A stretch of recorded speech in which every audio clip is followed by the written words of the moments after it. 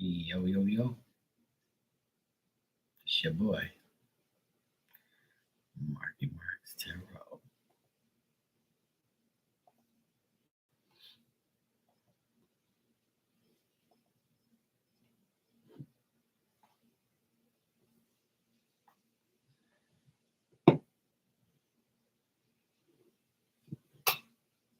There's my notification within 30 seconds. Holy shit. That's amazing. Great job, YouTube. Thanks.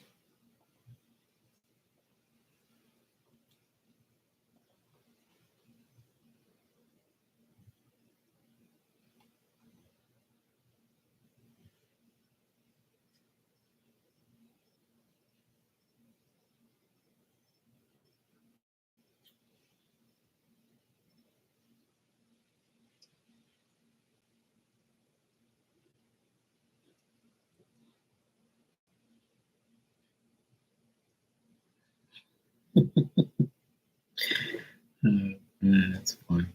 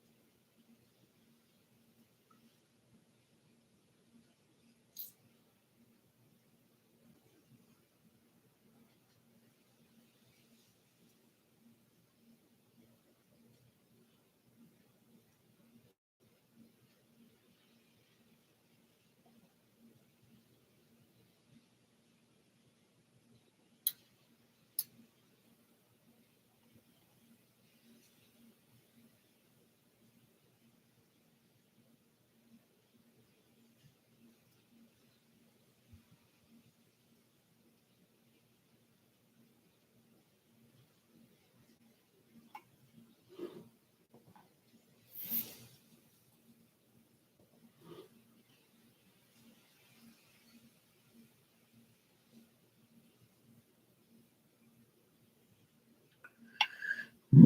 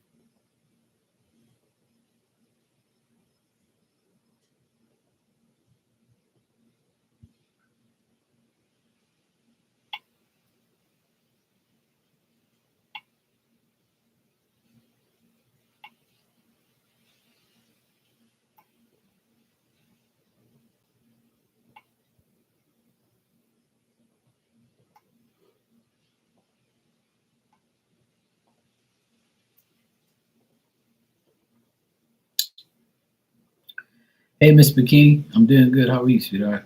Both good? I'm good. It's been a good Sunday, nice and peaceful.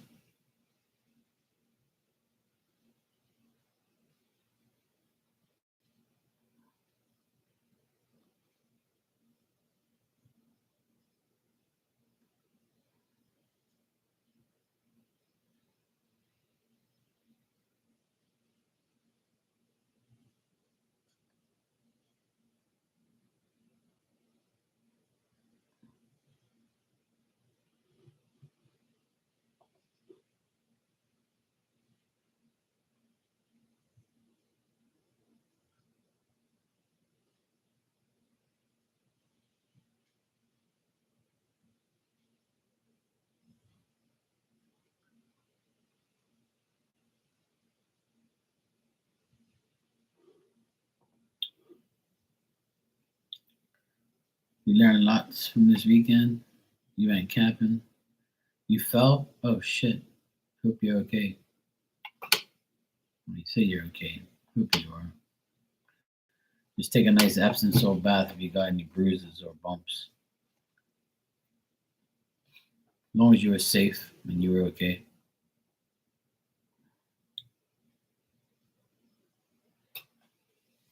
The skin in me is all bruised and scuffed up. Oh man. You need a nice Epsom salt bath and well, good thing is you didn't hurt yourself worse than what happened. So glad you're okay.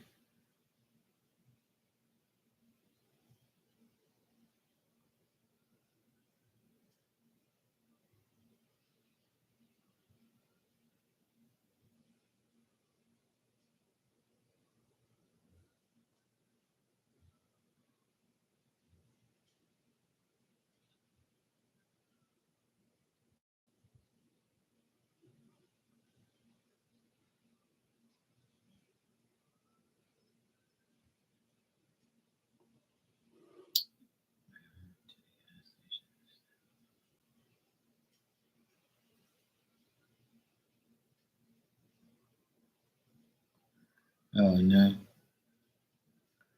that sucks.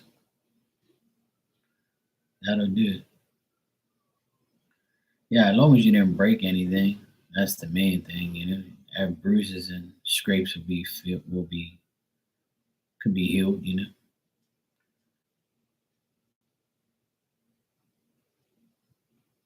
Take a nice Epsom salt bath. You'd be good. You'd be good as new.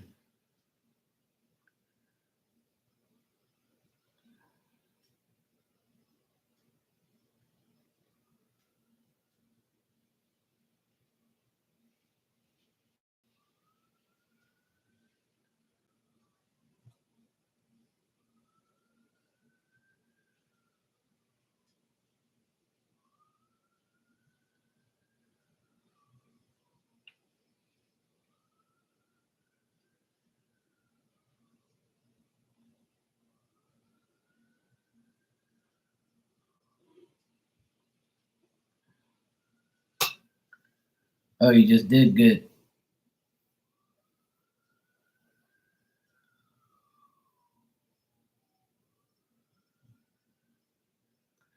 Oh, well, that's good. Now you'll be all right. Epsom salt baths are always good, man. Something like that happens.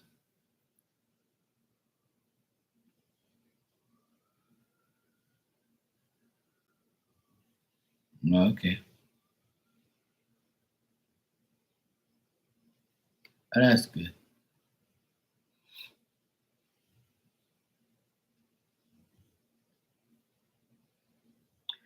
As long as you were safe and everything went well, that's all that matters. It was probably nice and peaceful, and you probably enjoyed it. I'm sure. Here we don't really go camping because there's nowhere really to like. We can go camping. There's like little islands on around Bermuda and stuff. People do go camping. I mean, I went camping a long time ago, not recently. It's been years since I've done that.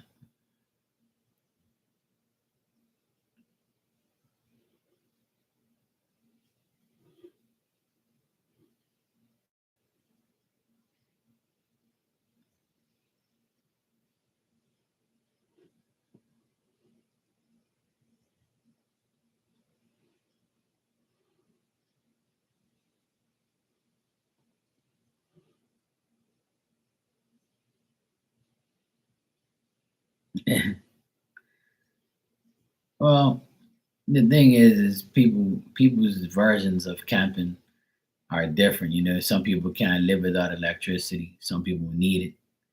Some people just like build a campfire and cook things through a campfire. And if it's just you, then it's don't make sense like going to the extreme. Yeah, exactly.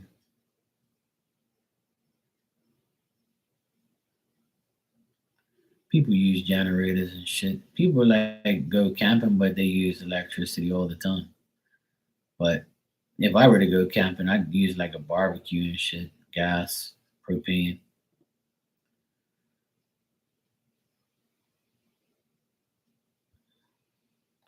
Yeah, exactly. You just take your time. That's all. It'll all take time driving it and getting used to it, obviously. Yeah. Well, as long as it drives like a dream, that's good. Did you get the cameras? Did the guy fix the cameras and all that? I can't remember if he said he fixed it or not. 'Cause yesterday I knew you were like lagging and stuff. I never really got to say too much. I left anyway. Yesterday it was like only two people near you and Virgo. Everybody's been quiet lately.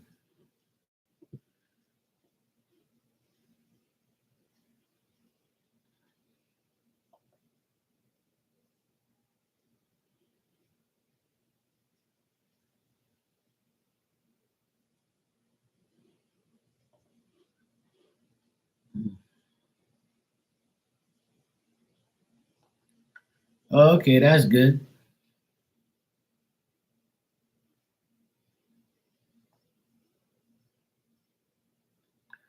Oh, no wonder.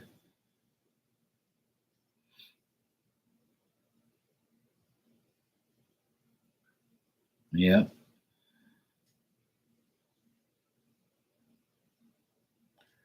Well, that's good. That's nice of you. Nothing wrong with that.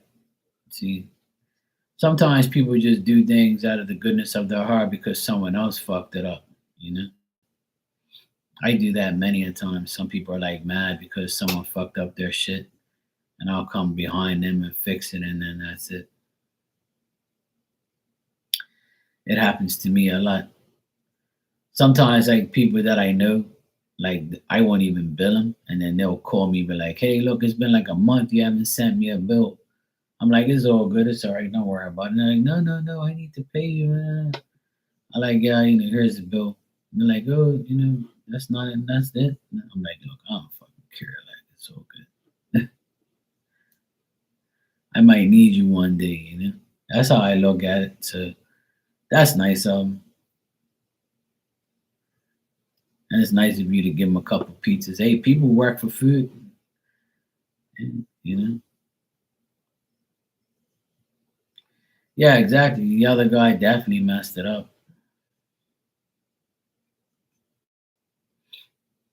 And that's what happens. I tell you what, Tanya, the reason I have a business is because people F things up. Hey, Black Widow, how you doing? You good? But that's why I always tell people that's why I have a business is because I go around fixing people's F ups and screw ups. And that's why I have a business. It's true. Like people call me and be like, "Oh, so and so messed this up. Can you please fix it? I should have called you." Or that's how I got work from other people because I used to, I remember the first client I ever got and still have till today. She said to me, "Oh, I used to have so and so here. He did all the work, but I don't want him here anymore because he messed everything up. So can you be my new maintenance man?" I'm like, "Well, I know the guy. We used to go to school together, but he ain't none of my company. I mean, it's cool. If you want to give me the job, I'll just if he says anything, I'll tell him you gave me the job because you weren't happy with him. Oh, I don't care. I already told him I'm not happy with him." I'm like, "All right." And that's what I did. I ended up getting his leftovers, which I've had her since then. Yeah, I got it, Black Widow. Thanks. You can go ahead and ask your questions when you're ready. I got the donation right here. Thank you. I appreciate it. So yeah, that's exactly what happened. That I ended up getting a job that he messed up, and then he ended up working at a place that I left. He called me up. He goes, "Hey, you used to work at this place? This guy's an idiot." I'm like, "No wonder you left." I'm like, "Yeah, the guy's not paying." So I left. He goes, "Oh yeah, this guy, he's been talking shit about you, blah." I say, "Yeah, he could talk whatever he wants. He owes me money. Like, that's why I left everything the way it was." He's like, "Oh, he's singing a different tune." I said, "Of course he is." And then he called me like a month later to tell me that the guy didn't pay them either. And I was like, "I told you guys, you're idiots for going back down there." People just want to get work done, and then they start making up excuses to not pay. That's why I don't do that shit no more. I only work for people I trust. But yeah, that's been my life for 17 years on my own. I always deal with everybody. Same thing on here. People come to me because they deal with other fake ass psychics and shit. It's life. What is taking so long with my trade lines being posted for my CPN number? I paid a woman to do my CPN. She gave me the CPN number, but it's not the trade lines yet. She told me to wait, but it's been a while. I'm still waiting for my truck permit since July. And then I try sending the lady more papers through the email, and it keeps rejecting my email. So now I have to go down there tomorrow and physically give her the papers. And I've sent people emails all this time, never had a problem, only this person. And she works for government. And she accepts emails every day. But mine won't go through.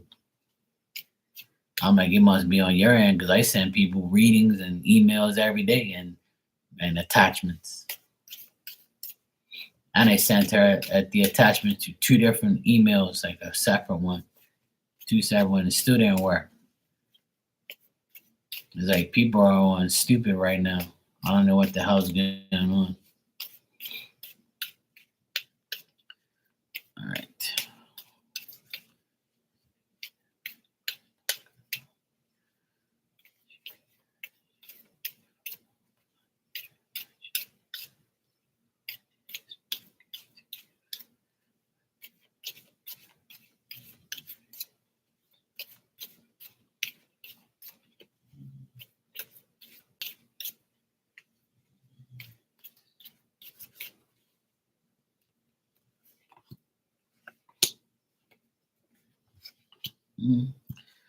I'm getting like maybe 2 more weeks, or I'm getting the number two, so it could be like 2 days, 2 weeks. Let me just double check.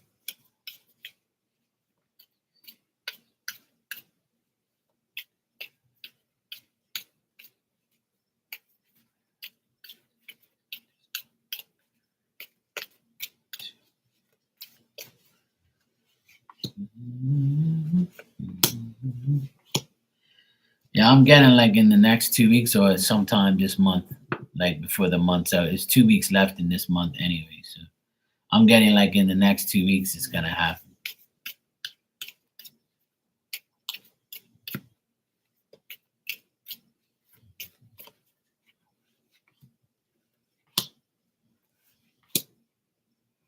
The reason it's taking long is because like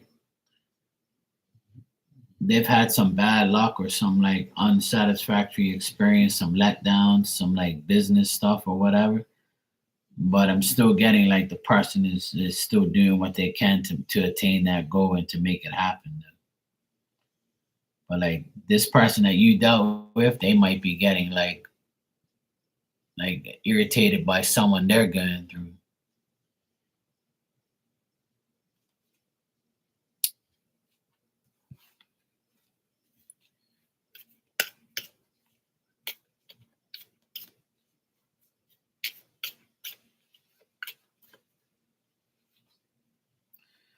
Yeah.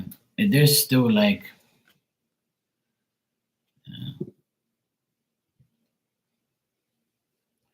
yeah, I'm still getting that it's gonna happen, but it's like the thing is what I tell people a lot, what's going on now, the energy is like you can come to me, I'm gonna do whatever I can. But if you come to me to go to somebody else, for me to go to that person to come back to me to get to you, that's where the problem lies.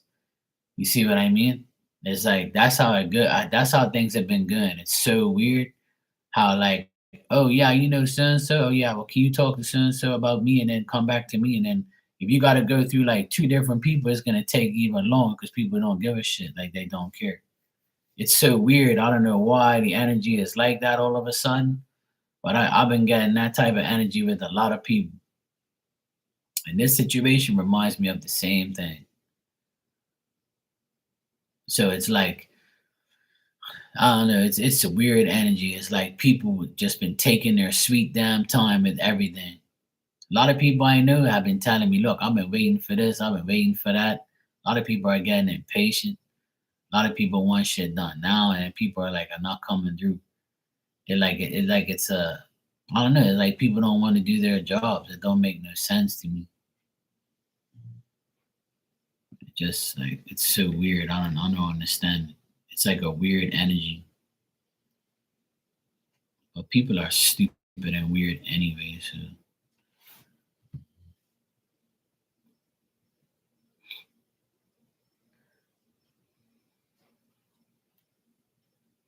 yeah, it is. It's very poor customer service. Very, very poor. And it's just like the lady that I sent my papers to. She emailed me to tell me that that she needed three more papers. So I emailed her back in July and said, okay, I'll send them to you. Here they are. So if I say here they are and you don't see no attachments, you're never gonna tell me? And then I follow up 2 months later and said, "Hey, what's going on? Are you like, is this gonna happen or what? Oh, did you send me the paperwork?" I'm like, "Yeah, I sent it back in July." "Oh, well, I see the email, but there's no attachments." So when the fuck were you gonna tell me that there's no attachments on the email if I told you here it is? And why is it that your email doesn't work, but everybody else's I deal with does?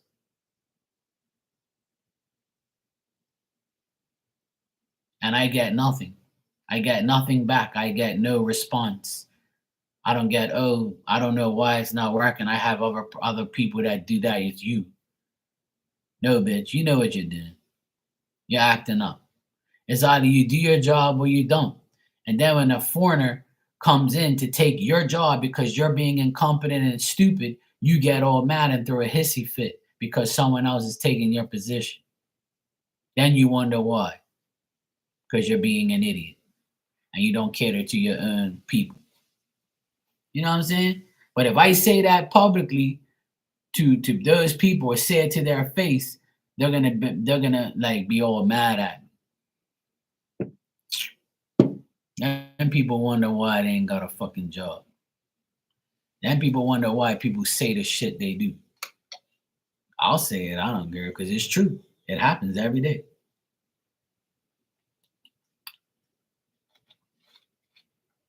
In Bermuda, that shit happens all the time. Bermudians say, "Oh yeah, that's my job, it's my country. Don't come here and take my job." Well, then fucking do your job, then nobody will come get it. Then when I say that, I'm a bad person. It's the truth.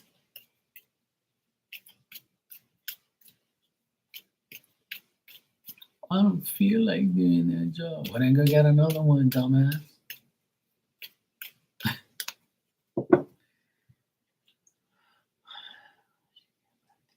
Completing the paperwork. All right, let me check.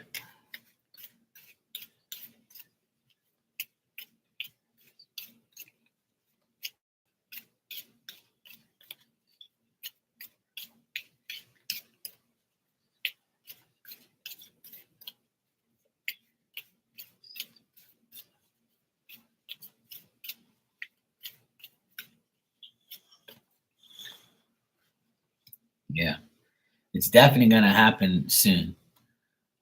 This I got better cards, and this lady you can definitely trust her.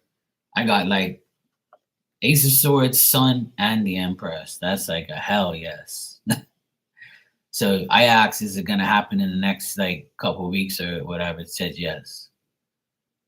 So I definitely got a positive yes for that. You can definitely trust this lady. She's gonna get it done, and you're gonna be very happy with the outcome. So she'll get back to you very soon. I'm getting like a month. So within a month's time, she'll like within the next 30 days, you'll get this too. So that's good. I got really positive news on that. Really, even the bottom card is good. So I got a hell yes on that. You'll definitely get your paperwork and you'll get it within the next couple of days, next 30 days. When I ask something, I always ask like for 30 days. Will it happen in the next 30 days? So it can happen in 12 days, it can happen in 6 days, 16 days, 29 days and a half. So I'm getting a yes on that. That's a more positive yes. The first one was kind of skeptical, but I would say you're definitely going to get that in the next couple of days, weeks.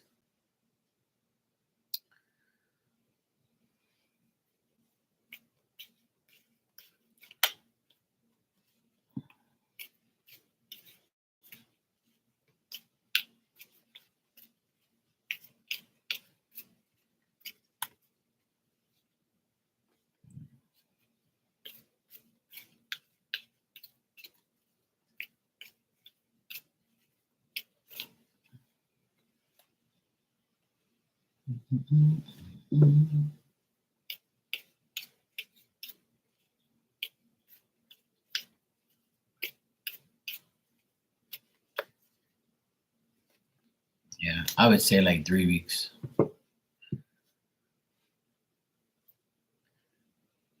3 weeks, 30 days, something like that. So that looks positive. See, I think a lot of people are gonna do a lot of things now because it's getting close to Christmas and they go on vacation and shit. So a lot of people are gonna actually get off their ass in the next couple of days or weeks, and they're gonna start getting things done because they want to go on vacation. So they're gonna be like, "Let me complete this. Let me complete that. Let me do this. Let me do that." So a lot of people get fire under their ass for the next couple of weeks. So looks like things are gonna get done. That's like me. I'm taking the envelope with the 4 papers that I need to give this lady. I'm gonna go there first thing in the morning. I'm gonna hand deliver them right to her. I'm gonna ask for her, and I'm gonna say, "Look, the email ain't working. I'm here to hand deliver them, and I really need to know when this shit's gonna happen because this is like your fault." Stupid ass bitch.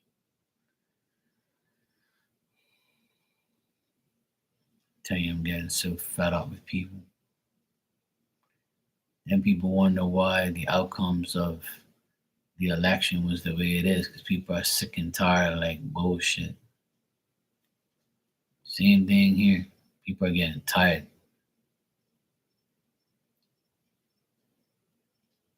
Everyone's getting tired. I know I am.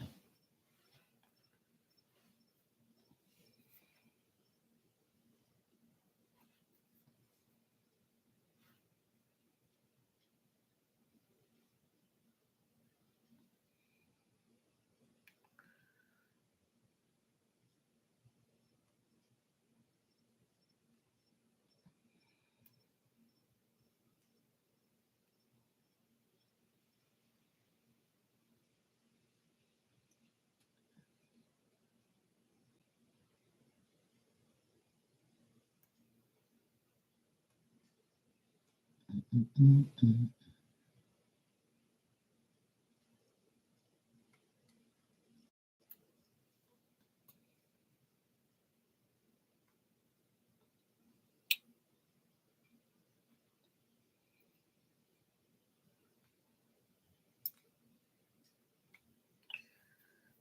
I don't know if you heard me or if you're here.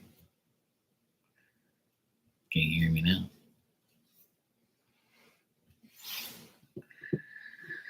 I guess everybody must be eating dinner or they must be tired. Last night I came on like at midnight and not many people came by. I was only on here for like maybe 40 minutes and I left. I guess everybody must be tired. The energy is kind of tiring.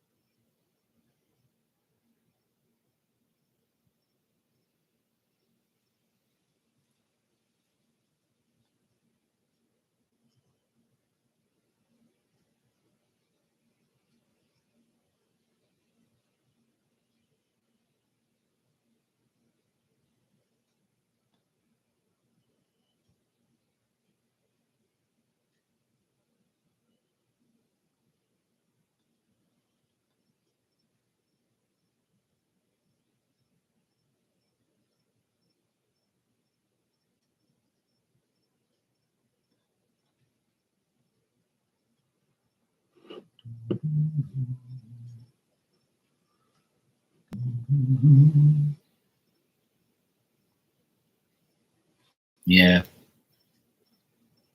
Hey Virgo, what's up, sweetie? You good? All's good. Yeah, last night it was just weird. Um,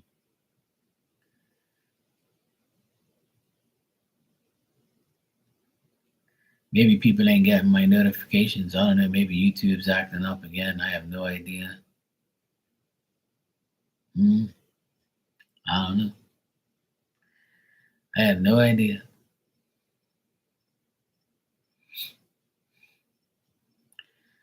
Yeah, I can't stand when the internet's interneting.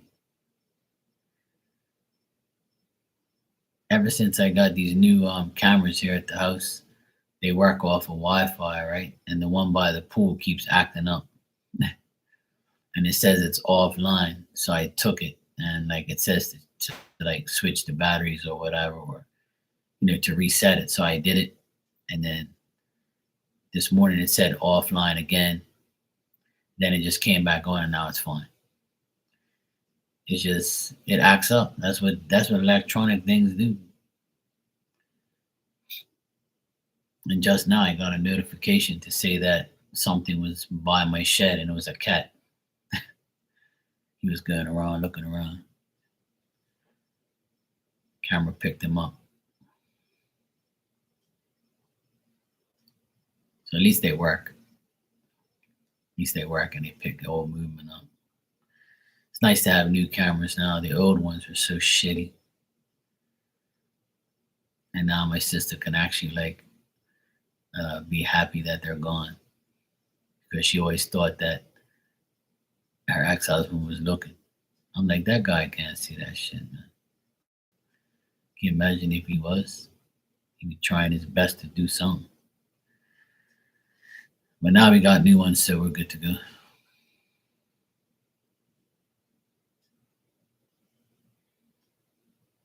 Yeah, that sucks. That's why I thank God for data, data, whatever you want to call it. I have unlimited data on my phone, so I use it mostly every day.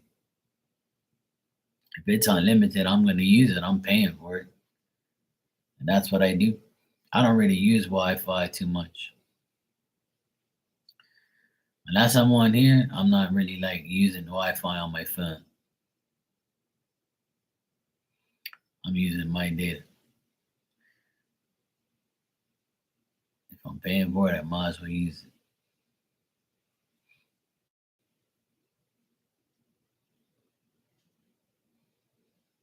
And I know if I get rid of it or limit it, I'm gonna need it. I know it. And that's exactly what happens like during the hurricanes when we guys lose our power. This last hurricane in August, when we guys had that hurricane and we lost power and internet and everything. If it wasn't for my cell phone having data, I would have been fucked. That's the thing. That's why I got it for times like that.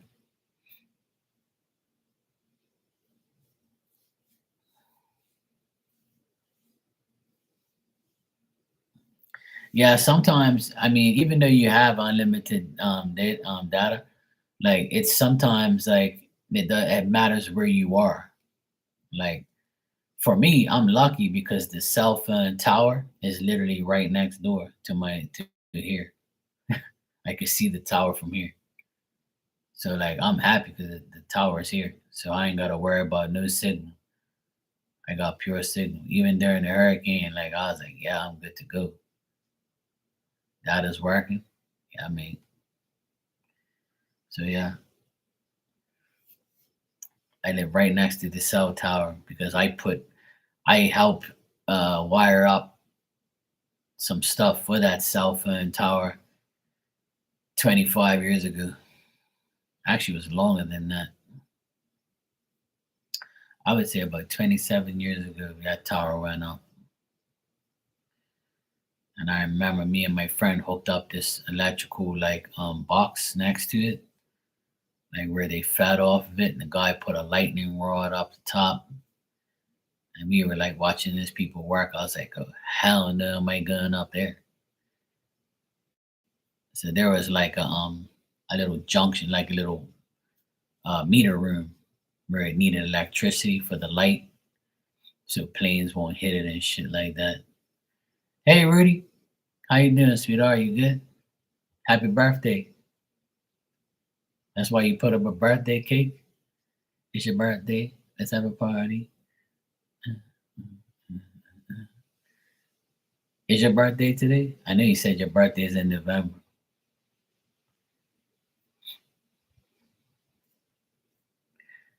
I think yeah, I knew it was today. something like that. Yay! Happy birthday and many more. Oh man, that's no good. You need some cake. Cake will make you feel better.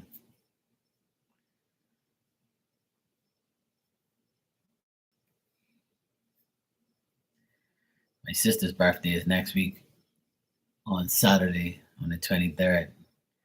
She's having a big party up here.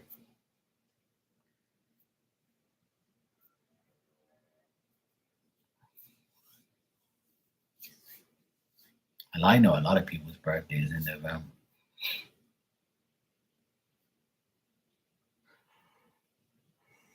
Oh boy.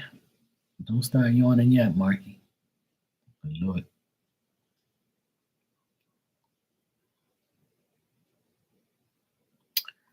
My weekend was good. It was nice and peaceful. I was busy yesterday. Yesterday I did a good bit of work and I drove around like I was crazy. I had to take my dad to and from his car mechanic appointment. That was first thing in the morning. And then I took both my nephews to and from volleyball practice. And then I went to the city to go to my sister's job and give her some shelving that she needed for her job in my van. So I was driving around like crazy. And today I only drove once to my mom and dad's house for lunch and came back. Yeah, all day I was like a damn Uber driver. But it's all good. Yesterday I got a lot done, and today I did absolutely nothing until like nothing in the morning. But around I'd say around like 3 o'clock, it started to rain outside a bit. So I was like, you know what? I'm gonna clean my bathroom. I'm gonna I'm gonna clean and mop and clean my toilet, clean my bathtub. I'm cleaning my whole bathroom area. I cleaned everything. Then I came down my steps, mopped my steps, and then I came down here to the kitchen down here in the living room, and I mopped all this up, and I washed my dog's bed because her bed stunk of her body. So everything's nice and fresh and clean. Yeah, I was busy, and today that's the only thing I did today. So I pretty much like worked. I washed two loads of clothes. I still gotta fold all my towels there inside my dryer. It stopped right before I came on. So yeah, I did some homework, like housework, clean up. I couldn't do it yesterday, so I did it today. Washed all my dishes. My sister made meatloaf.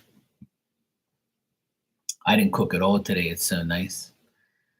My mom cooked me lunch. I had pork tenderloin, mac and cheese, and broccoli. And then for dinner, I had meatloaf, broccoli, and scalloped potato. Good shit. I was happy. I didn't have to cook at all. I ate everybody else's food today. It was a blessing. So my Sunday ended up pretty good. And I got some Belgian cookies too. They taste super good. My mom made sugar cookies. Trying not to eat too many of those. I'm gonna eat them tomorrow morning with my coffee.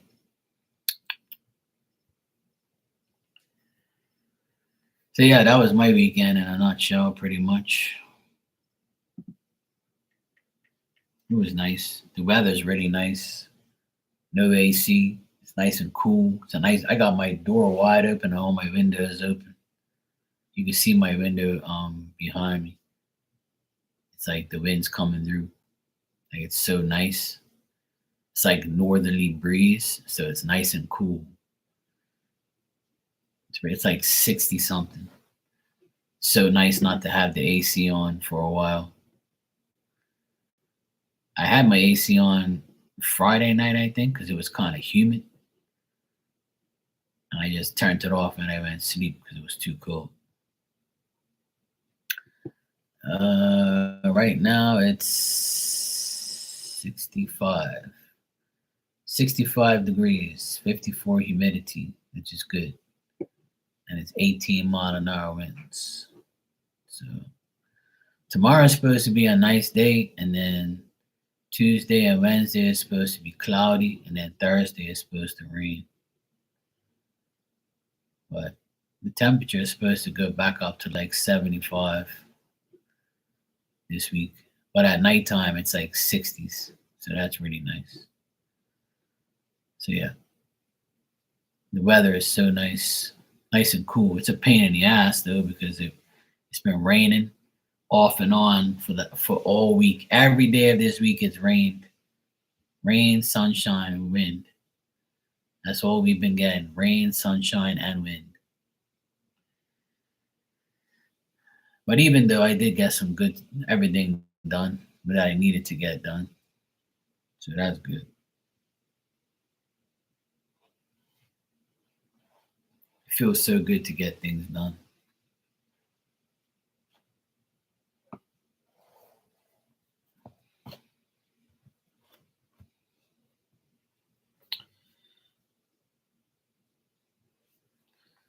All right. If you guys want a message, I'll give you one. I got my Maria deck today. You know Maria? This is Maria. Angels and Ancestors Oracle cards. I call her Maria. She looks like a Maria.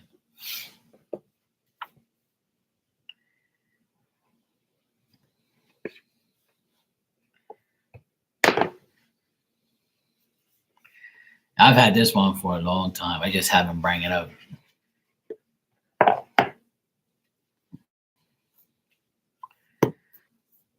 Of being that it's your birthday, you know. Virgo.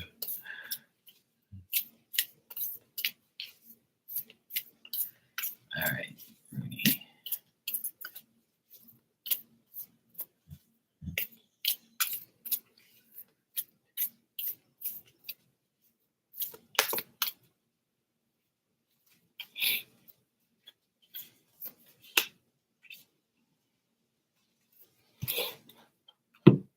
All right. This is probably because you're sick. Probably going to stay home and be a hermit. Yeah, see, there you go. That's why you got this card. Let me see where it is. Here it is, got it. I forgot this deck. This Maria deck goes in alphabetical order instead of numbers. All right, this is your card. It's a guy, you know, it says hermit, retreat, and recharge. So because you're sick, Spirit wants you to like retreat and recharge yourself. Meditate. All right, it says take time to rest and recuperate in order to continue to grow. Benefit from the information that will come directly from your heart space. This card means to stay in solitude and meditation. It represents your captivity to go within and arrive at the cave of your heart. Many of the answers to your problems lie within you, and don't take the time and if you don't take the time to connect with yourself and feel comfortable alone, you won't be able to hear the messages that are rising up inside you. This is saying like to really take time now that you're sick, take time to really listen to your heart, really listen to your thoughts, really analyze your life and see like, you know, what you can do now that you have some alone time. This also says that before moving forward, there's an offer when we rush in and we don't see how destructive our actions can be. So meditate and listen to your soul's wisdom before proceeding further. Take a step back at this time. If you're working on bringing something together, your over involvement could impede the process. So retreat and breathe. So this is saying pretty much like sometimes we get spirit makes us sick or we get sick so that way we don't interfere with the plans that are already in place. They don't want you to like go do too much. Just keep your ass still and just keep waiting for the blessings to come. So that's pretty much what it says. Be like, stay on hermit mode, stay home, stay out of sight, stay out of trouble. Don't try and like do too much.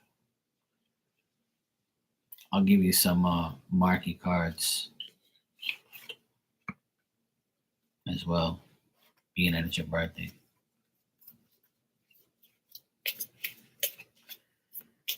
All right, let me see.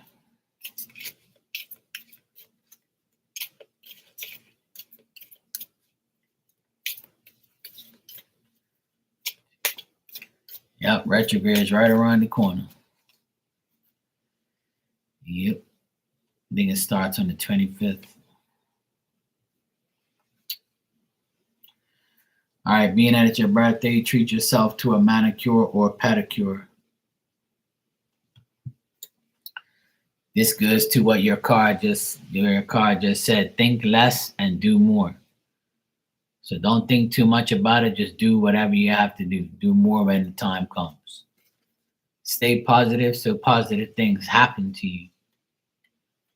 And the people that done you wrong, don't worry, karma will get them. That's for sure. Karma will get their fucking ass. Is it that one? Damn right. Damn right. I'll give you one more card from this other deck here, Daily Healing deck. Get you some decent messages.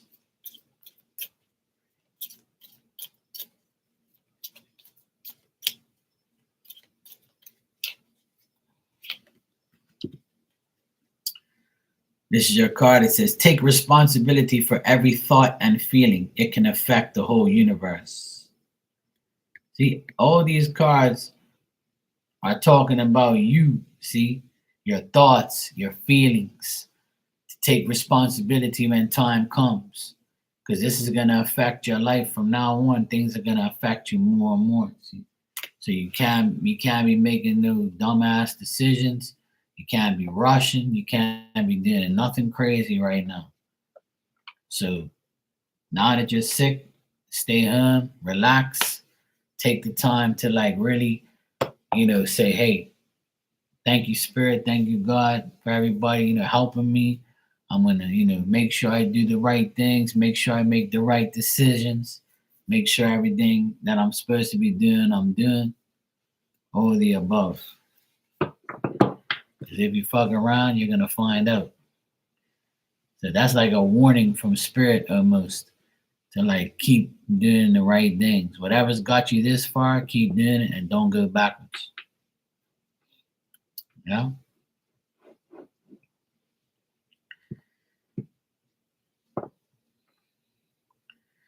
Virgo, you want a card from the Maria deck or you want something else?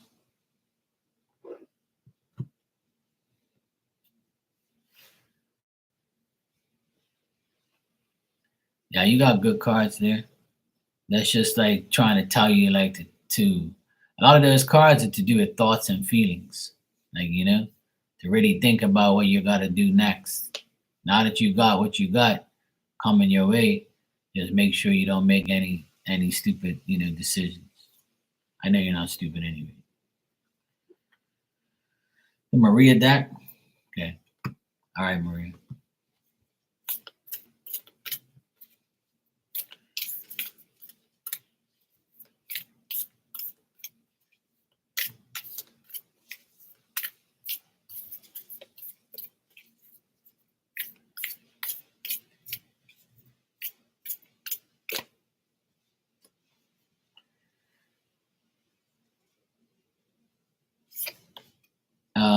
the retrograde it starts on the 25th actually.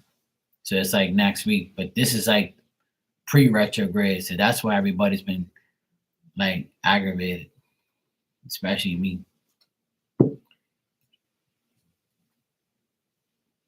Yeah, don't be a widow.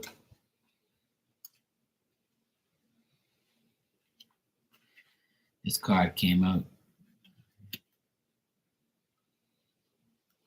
This card came out a couple of days ago for somebody, and here it is again.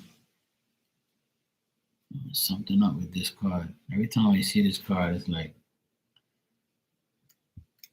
it reminds me of like one of the sorcerers that I used to see on TV. And where the fuck is this card, man? Okay, here it is. I got it. All right, Virgo, you got Mirror Guardian. Take time to reflect.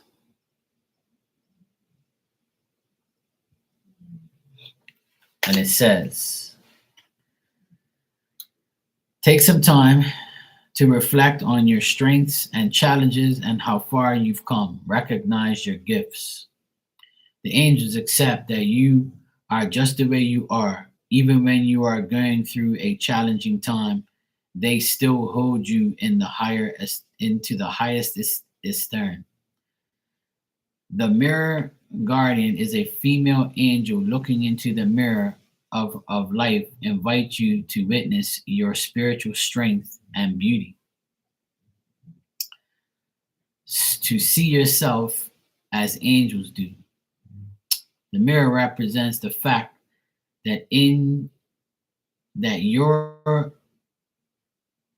what? The mirror represents the fact that your core beliefs and ideas are in fact what is reflected back. I had to read that twice. I'm like, what? All right, your life is one big mirror of how you feel within, and the mirror guardian helps you recognize that. When this card appears, you are being invited to take some time to see wherever you are right now. You are a beautiful being who is surrounded by many challenges and expanded in many ways. Your angels are now guiding you to take inventory of your life and take the time to note all your recent experiences, the challenges you've surmounted, and the strengths you have developed, and the lessons you have learned. There you go.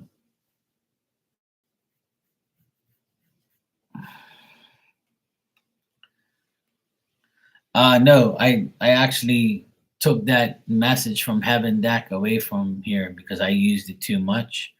So I wanted to move that deck and put these decks in its place. So I got tired of using that. I don't like to use the same deck over and over and over and over. So I kind of like switched it up. I took that deck out of here.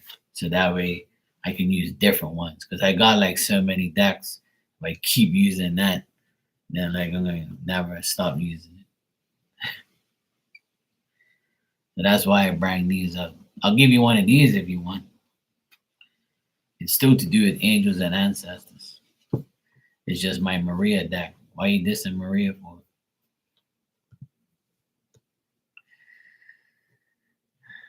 Movies here, videos pop up. Certain things might want to play. Testing at this time. Yeah, that's for sure.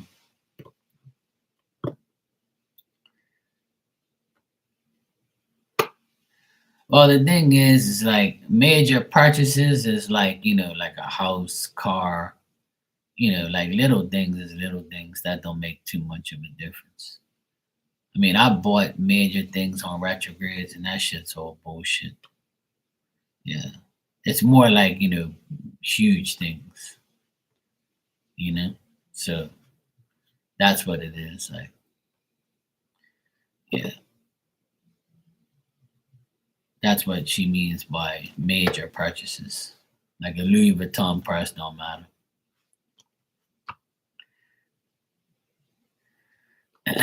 So, um, The retrograde affects everybody different, but it's definitely affecting people I know or people I deal with because they're just like stupid. So, yeah. I know the retrogrades around when people act stupid.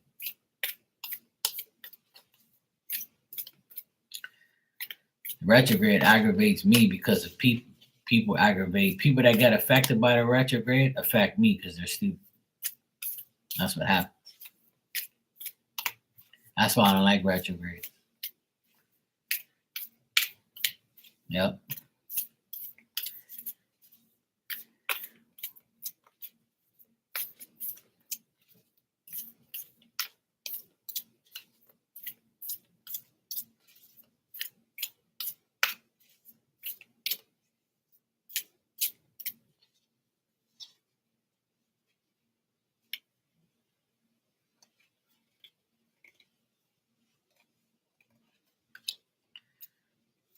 Man, that fight was a joke.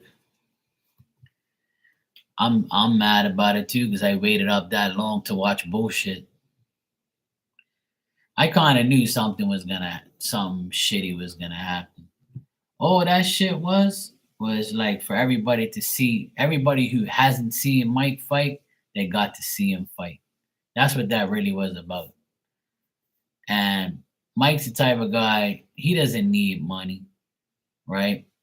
He just did that because he loves it so much. And he almost died like a couple months ago. So he was like, I have nothing to do. You know, I have nothing else to live for, so I might as well do whatever I want. And Jake Paul, he's just like, he just does shit for popularity and for money. So he's not a real boxer, he's a joke.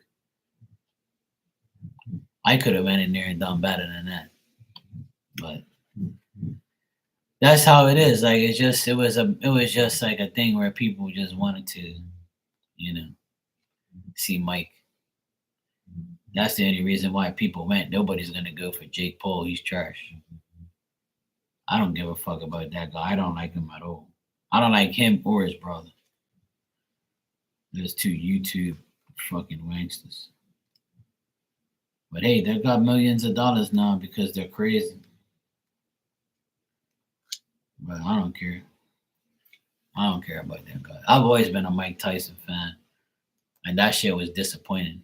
But you gotta realize he's 58 years old, so you know he just probably did that and say, yeah, you know, at least I did something that no one else done. And it is about money, so yeah. Miss Bikini, you got this. You got Mario instead of Maria. This is Mario. He's the fire guardian. Ignite your passion. See, as soon as I showed you this, you got so excited.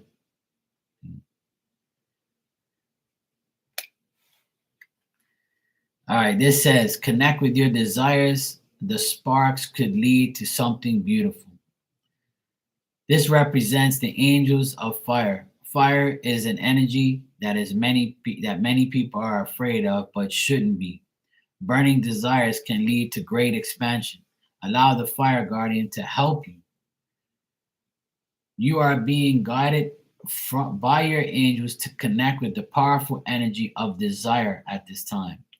If you have recently set an intention to explore your sexual side and become a widow or become more sexually open to the fire of desire, can burn away any old setbacks that are preventing you from expressing the part of your nature. If you are in a friendship, this card can indicate great spiritual and sexual connections. Uh-oh, what have you been doing? What have you been doing in that camper? Yes, you know, Mario is here. So it looks like, you know, that card's saying that if you want to move on and find somebody else, if that's what you really want, Spirit's giving you the go ahead.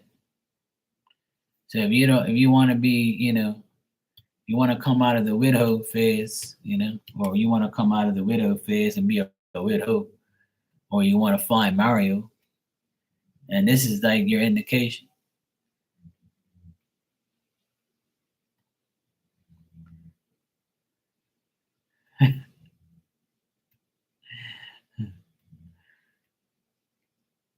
Miss Bikini, let me ask you something.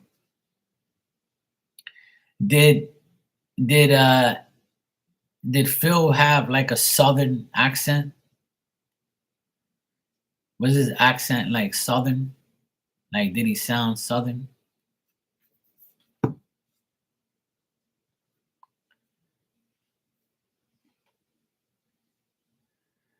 I would say not like Marley's, but like not how Marley talks, but a little less. Marley's southern accent is strong, but did he speak like almost like that, but like not as strong?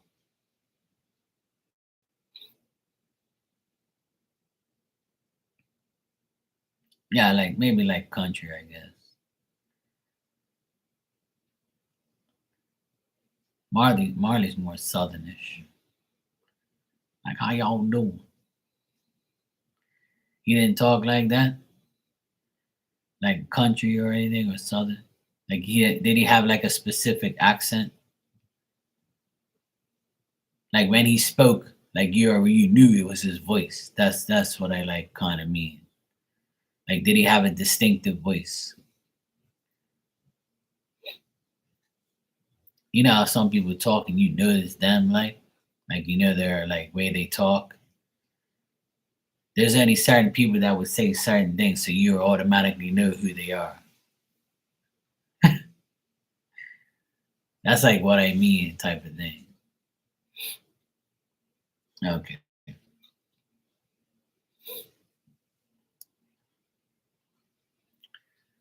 Oh, yeah. I wouldn't say it. I don't. It's nothing to do with country music. It's just like the way he talks. It could be him. I don't know. I hear somebody like in the hey Black Widow, welcome back. It could be like somebody that you know that's passed away that has like an accent.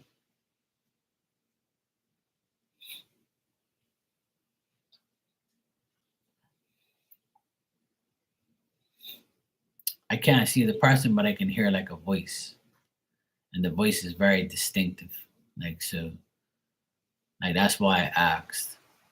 Like there's like a spirit around you with like a specific voice pattern. Like I can hear like a country southern voice. That's why I asked.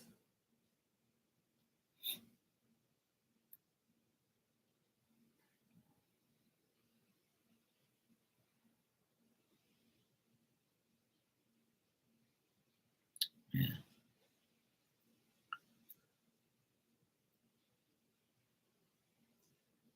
Like they want you to know that they're okay with everything like that you're doing. It's just like a confirmation message that they're okay with whatever you want to do. Like if you wanted to move on from him and like find somebody to be with, then that's what you want. If that's on your mind, finding somebody else, finding a companion, he's okay with it. Like he wants you to know he's okay with it. You know, everybody. There's always gonna be like there's always gonna be a person who is better than somebody else or whatever, and nobody can ever replace somebody. But they, I think that the reason you got that card and now I'm hearing his voice, it's like pretty much he's okay with whatever you do. He wants you to know that. Black Widow, you can ask your last question when you're ready. You still got another question to ask. But yeah, I think that's pretty much his message. Like well, even if she is ready or isn't ready, he wants to let her know, like that he's okay with whatever she does. Yeah, yeah, I know. Yeah.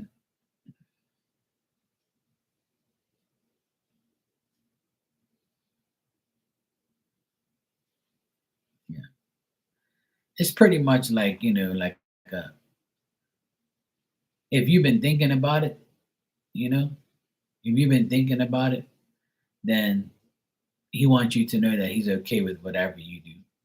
He's totally okay with everything. And usually they are anyway, because they know at the end of the day that you might need it.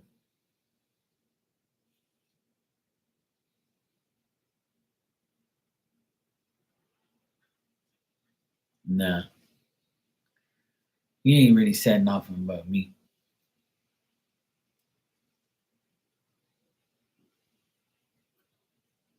Yeah, I know. That's probably why this is coming up, because you had time in the camper all by yourself, and those things are probably running through your mind or whatever, and you know he probably just wants you to be safe, things like that. He wants you to move on and be happy. At the end of the day, a lot of people want that. Sometimes people are like, "Oh no way," but in spirit, we'll like make sure nothing happens.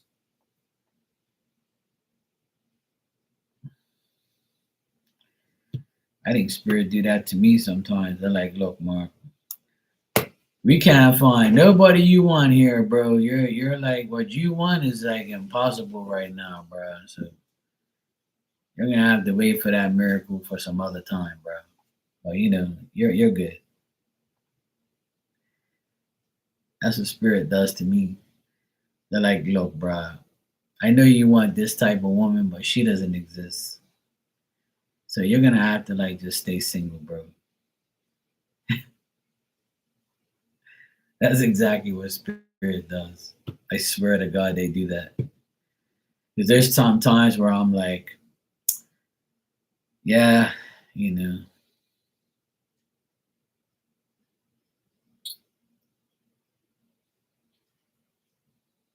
this, and that.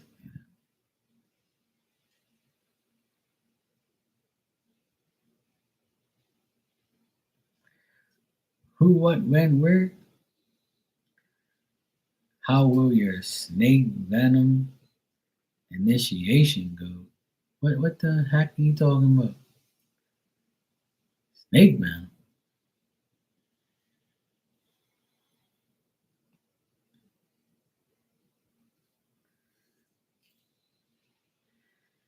You want to get bit by some snake? Oh, good lord.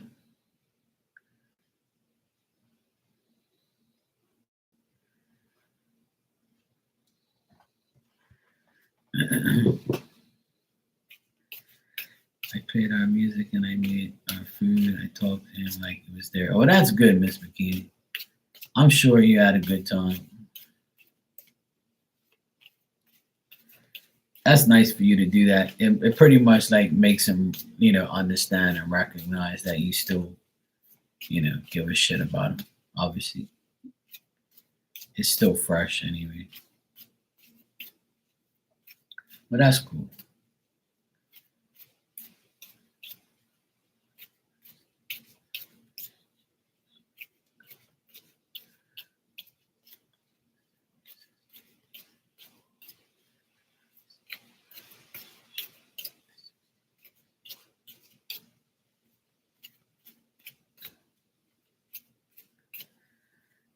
He's a six.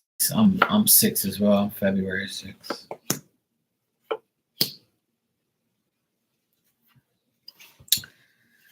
Black Widow. It looks like it'll go well. Looks like it'll make you feel peaceful. Looks like it'll make you feel uh, tranquil, make you feel new, make you feel good. Um, if this is done to like, uh, if the reason you're doing this is to like get rid of damage that's been done to you, or like, or for not for people to take advantage of you, or like making mistakes or something like that, um, I would say that that's one reason it could be beneficial. Um, or is if it's to like get rid of negative energy or something like that. I don't know what it's for, but like those are the cards I'm getting. So at the end of the day, it looks like it'll be a peaceful process that you're going to go through with it.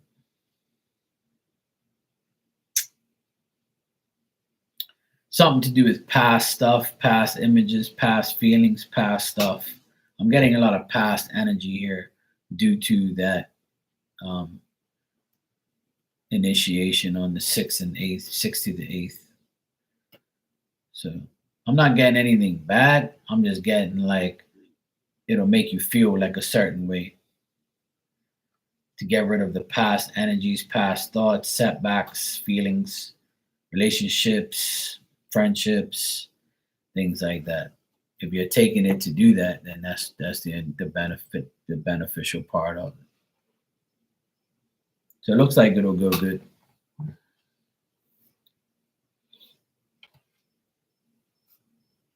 Yeah, it looks like it'll go good. I hope you heard the second question that I answered for you. Because I was answering it and you didn't say anything. So probably have to rewind to see it. Or to hear it, I mean.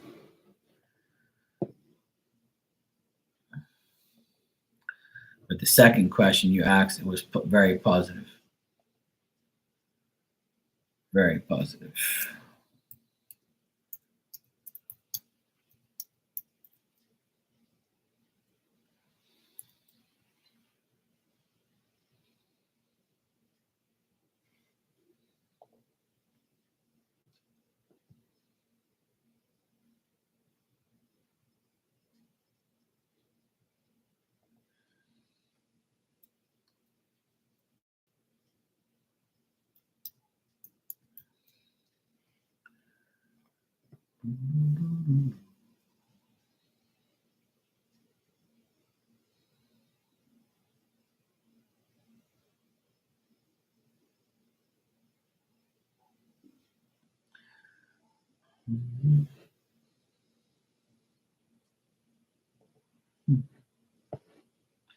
Yeah, it is good. It was very good.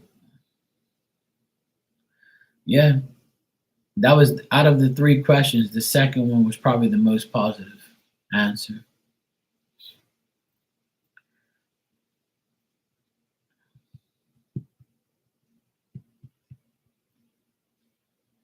Yeah, looks good. Black Widow looks good. I don't get anything like tragic or severe or negative. I get majority all positive, neutral energy. But the paperwork for the second question, I would say, is probably the best answer. That looks like it'll happen soon. So yeah, you should be good.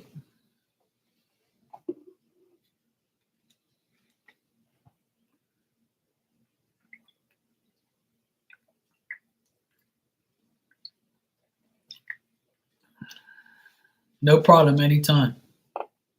And thank you as well.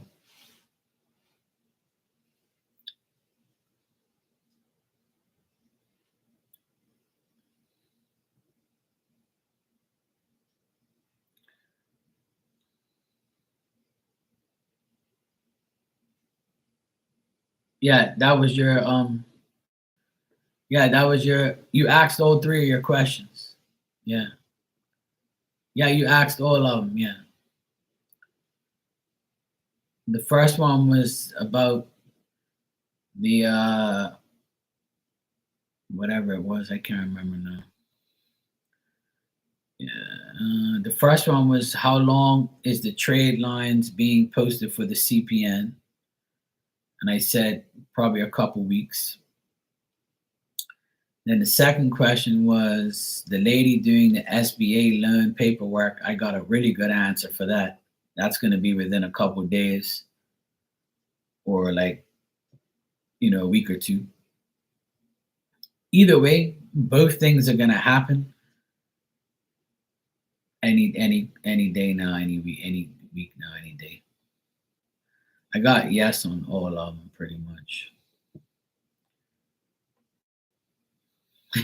Nah, it's all good. It's all good. I ain't judging you. Yeah, I figured as much because it's happened before where like you'll come back afterwards because something will happen. So I got you. I'm good. The good thing it's all recorded and I never throw the lives away. They're always there for people to come back and look at because I never delete anything on here.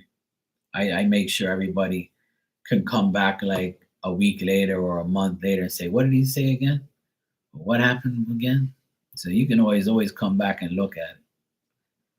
So people always want to know like what I said or what the reading was about. So I always like try and do that. I always leave it. Yeah, you can save it to watch later. Yeah, all that stuff.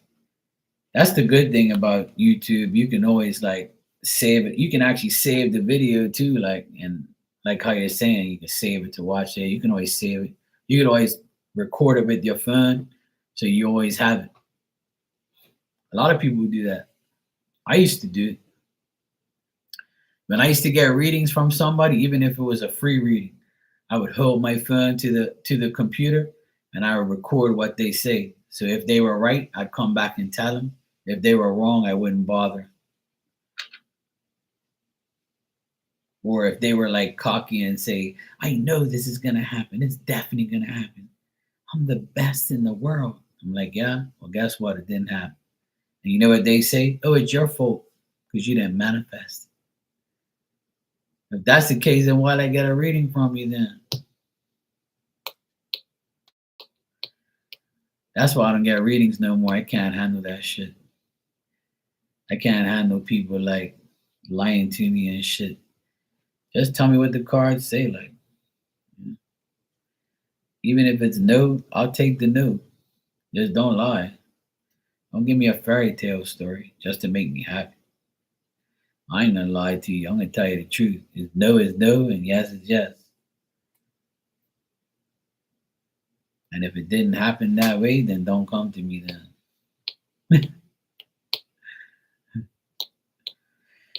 You know what I mean? Jelly bean.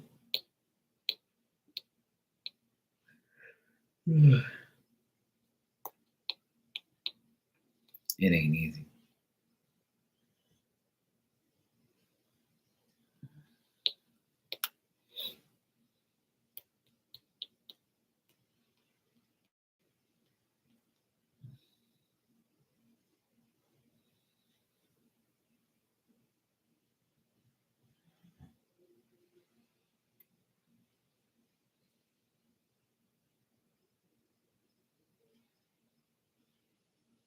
I was like, what the hell was that? Sound like a dog barking outside. My apartment smells so nice and fresh. It smells good. I use some Fabuloso.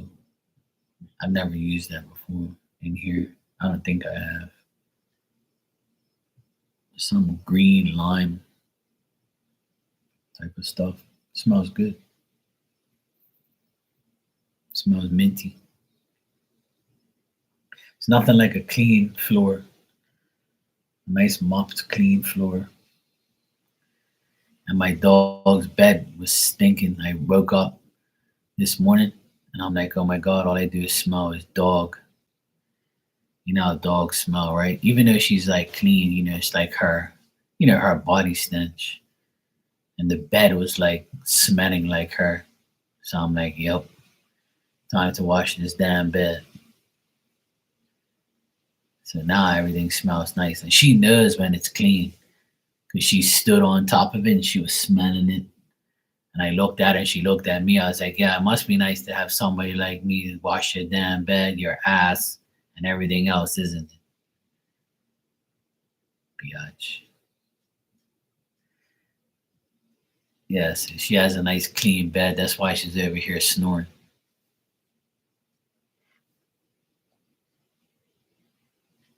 She got her head because the light's on.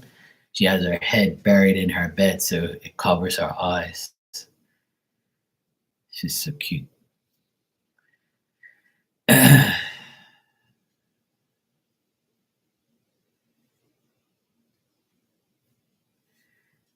I'm so happy when I clean my apartment, to be honest. I can't live dirty. Fuck that. I just can't do it. I've never been like a dirty person. I have to clean shit. When I see shit dirty, I can't handle it. Like today, I washed all my dishes, pack them all away. I can't handle all these dirty dishes around and shit like that. Clean that because I had dishes from last night there, and then today I cleaned everything. Then I swifted, swept, mopped the floors, cleaned the bathroom, vacuumed. Good to go. And washed 2 loads of clothes. All my towels, my clothes, and my dog bed. Good to go. And I didn't have to cook, which is great.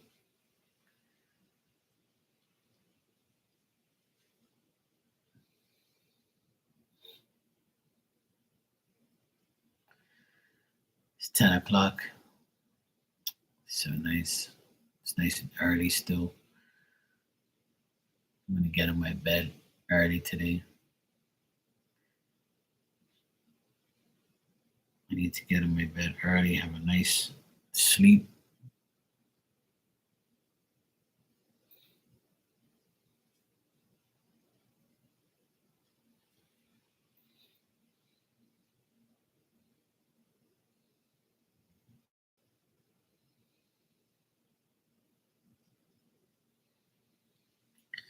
Today is boring because none of my teams played except for Patriots, but they lost again.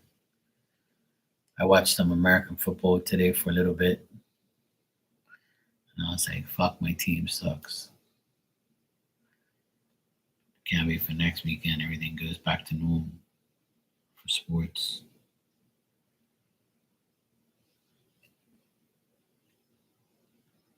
Is that when is Thanksgiving? I can't even remember when Thanksgiving is. Is Thanksgiving next week or the week after? I don't even know when Thanksgiving is because here it's not a holiday here.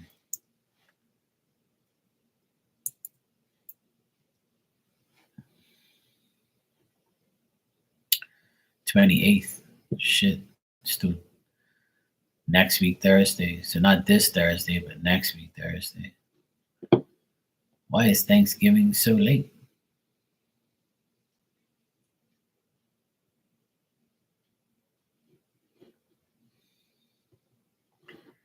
Yeah, next week Thursday is Thanksgiving. Cool. That's nice.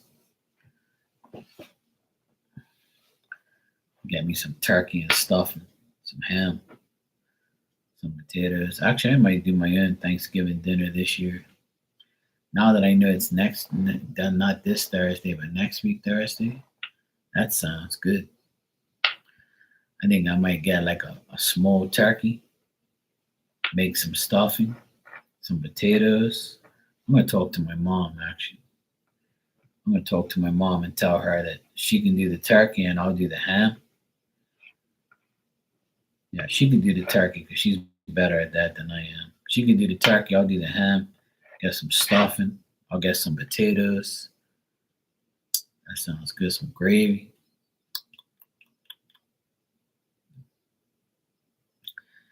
Yeah, it's something to do with like they wanted to put it back 2 years ago. Congress wanted to leave it to the last week of November. Some bullshit. I always remember it being like the 20 something. Yeah, I know, right, Virgo? I'm hungry, dude. Yeah, you can grab her, bring her over.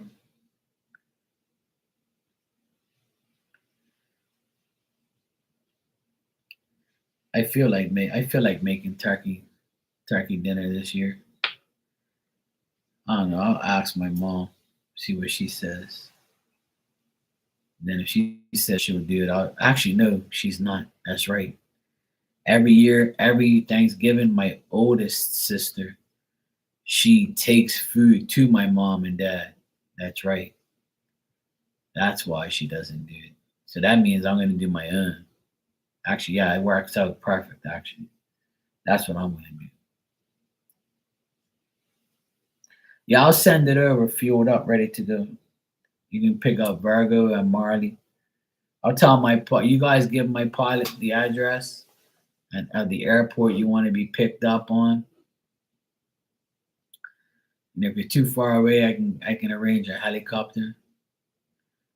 You know, I own Airwolf helicopter now, so he can come and get you real fast. Imagine that, huh? Imagine like being like that rich where you have like a private jet and you can be like, yeah, I'll just get my private jet to come get you. What'd you say? Yeah, cool. Okay, cool. I'll see you on next Thursday. I'll tell them come pick you up Wednesday so we can go get everything we need and prepare everything the night before. Yeah, sure. Thanks, Mark. Thanks for doing that. Can you imagine? That'd be so cool. I always joke about that shit on here all the time. I always say, yeah, if I had a private jet, or I'll tell my private jet come pick you guys up. I wish I can do that. I honestly wish I was like a billionaire and I had like a private jet, and I'd say, yeah, just go pick up all my friends and bring them over. And then when you guys are fed up, we had enough, you want to go back home. All right, Virgo wants to go back home. Miss Bikini wants to go back home. Molly wants to go back home. Everybody wants to go back home. Now you can take them home now. All right, first stop is so and so. This one, that one. That'd be so cool. I wish. You know what? I'll be honest. Like I don't even like flying anymore. I don't even like going on airplanes anymore. It's just I have like such a non like feeling of going away anymore. Like I just don't care. I used to go on trips like every 3 months, every year, and I haven't been away. January will be 4 years I haven't been away. Isn't that crazy? Like I can't believe it's been that long since I haven't been away. I haven't been away since 2020 of COVID, January. That's when I came back. I went to Boston for like 5 days. I just don't like have that feeling to go away, like or to go anywhere. Like I'd rather just be home and not go on airplanes and not go anywhere. I've been away on trips like so many times, and I've been to like the same places over and over, and it's like I don't feel like going. One, I don't feel like going, and two, it's so expensive. And it's like, why am I going to spend thousands of dollars to go away for a couple of days for what? I'd rather keep that money, save that money, and like not go on like these crazy trips to spend thousands of dollars for fucking nothing. You know, like that's just how I feel right now and have felt for the last couple of years. I just don't have that like feeling of like wanting to go on trips. Call me weird. I don't know. I just don't feel like it. I know people that have never gone anywhere and always stayed here their whole life and never been on an airplane. And I know some people who haven't been away in like 10 years and 15, 20 years and shit. I know people that had to go renew their passport because they didn't even have one.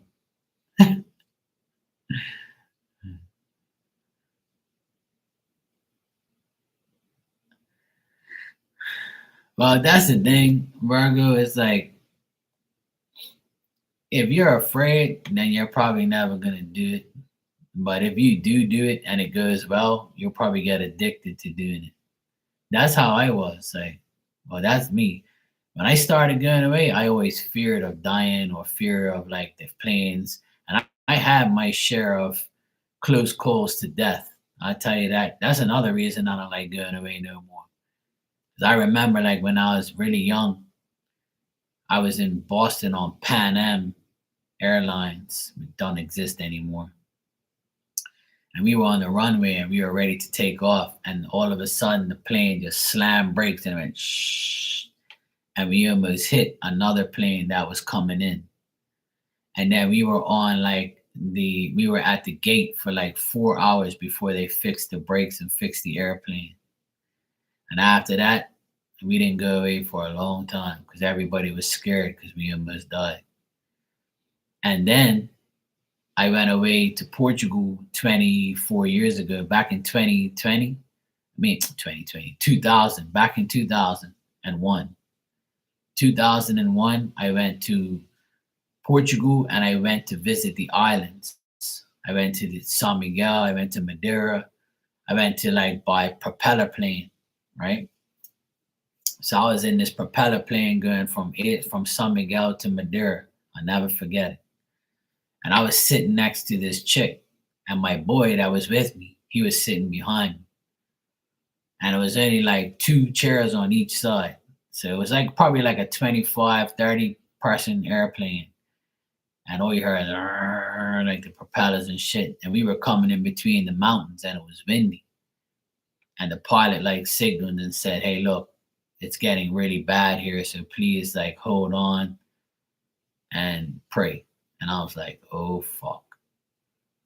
I'm like, I'm gonna fucking die in this goddamn airplane in this plane. Or at least I'm gonna die next to this sexy bitch next to me. So I looked at her, she looked at me, and we ended up holding hands and she was crying. And then I said, "I have some gum. You want some gum?" And she goes, "Yeah, yeah, I have some." So I ended up chewing some gum. She ended up chewing some gum. We was like holding hands. I didn't even know who she is. I still don't know who the fuck she is. But we were scared shitless. And I was just like, she was like, "Oh, I'm all by myself." I'm like, "Yeah, me too." You know, I'm lying. I'm telling my I just want, it's good. So I remember that. Like at least I was like, fuck, at least I'm next to this fine woman. I'm good. And we ended up making it obviously because I'm here. But when the plane landed, it went boom. Like, cause he had to like pretty much land because the wind was like the crosswinds was moving the airplane everywhere. And when I got there, I was like, oh shit, in 5 days' time, I have to go back, like back to San Miguel to go back to like, Bermuda. And I'm like, when I went back in that airplane, it was the smoothest ride ever. Nothing happened. Like it was perfectly fine. And I'm like, that's some whack ass shit. So crazy. I went from like the worst flight to one of the best flights in 5 days. When I got back in that airplane, I wanted to throw up. Cause I remembered like how crazy it was and I almost died in there. And then like, there's always the turbulence and there's always like, and the last flight I went on, going to Boston, like the guy slammed the fucking airplane down and the whole everybody was like, "Yo, what the fuck?" And he slammed the airplane down so hard on the runway. Like when he landed, he slammed it so hard that the luggage compartments up top, the overhead luggage was coming out of the things like, and everybody was looking at each other like, what the fuck was that for? Like, like what the hell? Like, so like my last experience on a plane was annoying. So that's why I didn't want to go no more because I'm been through so many close calls that I don't even want to go no more. I'm like, fuck this shit. I don't feel like going nowhere. And then like some people are like, come on, man, it's just this is the way it is. Like, the risk you take. And I'm like, yeah, that's why I'm staying here, man. I'm sick and tired of that shit. I'm getting too old for that shit. It makes me nervous now. I never used to be that way. I used to be like, I don't give a fuck. But now, like ever since that last trip as well, like when he slammed the airplane down, I got mad. Like I was like, man, I can't believe this shit. But I have people tell me that they have wonderful flights and everything's fine, you know. But I've been on, you know how many airplanes I've been on, man? I've been on like 100 airplanes in my lifetime. That's no exaggeration. The amount of trips that I've taken in my life and been on so many airplanes, so many different airlines. I'm took so many trips, but now like it's like kind of like blah. I don't know how to explain it, but it's like that's what how I can explain it. I just don't care to go away anymore. Like I just don't have that urge to like get on an airplane and get out of here. Like I just love being home. I love being like happy at home. I love like being here and just doing what I have to do. And I live, on this place that everybody wants to come to.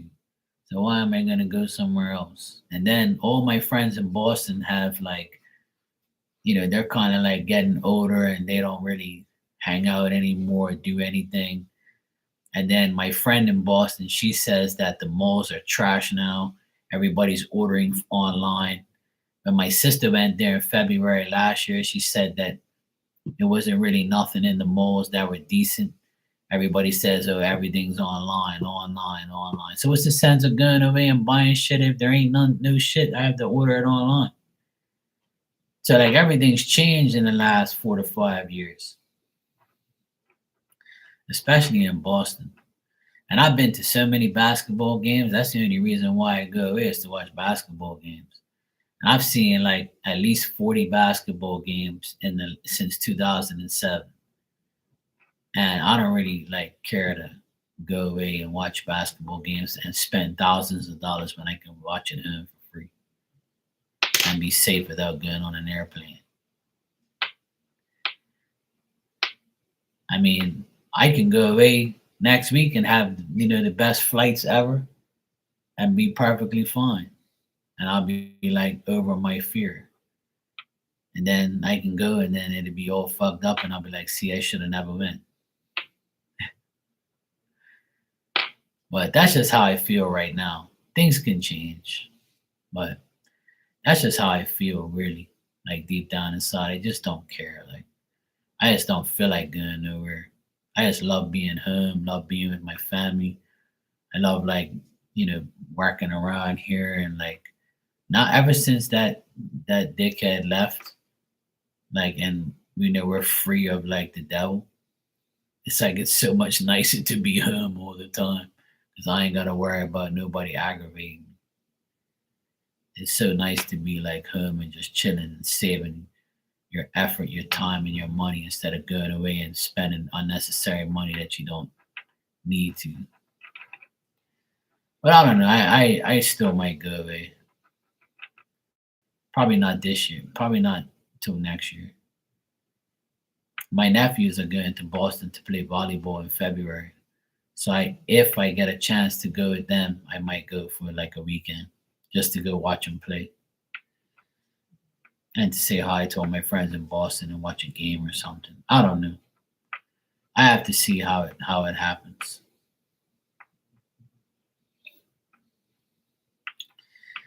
We shall see. And usually I go visit everybody. I want people should come here and visit me. You know what I mean? I'm always the one that goes and visits everybody. Visit me for once. Come here. I'll take you around. I'll find you somewhere decent to stay. You know, I'll be your tour guide.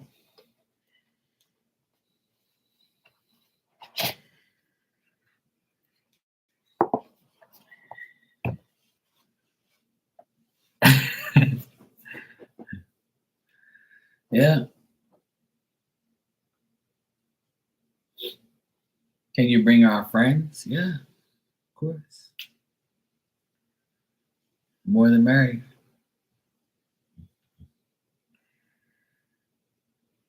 Before when before COVID hit, like in 2019, around like December, like November, December of 2019, and going into like 2020.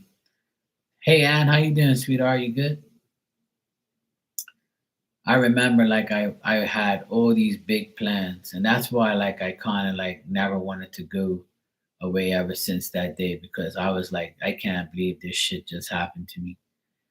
I had I was in 2020, in the beginning of 2020, right? I made all these plans in January, and I said, I'm gonna I'm gonna bring in a few psychics. I'm gonna have a psychic fair in Bermuda. I'm gonna bring in like 4 or 5 people that I know that are psychics and psychic friends of mine, and I'm gonna bring everybody in. I had the Airbnb lined up.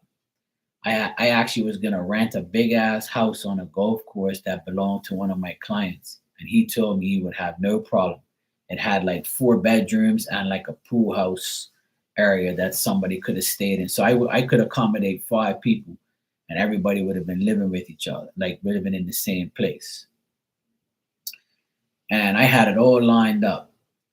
And then mid March, I think it was, that's when COVID actually became a reality.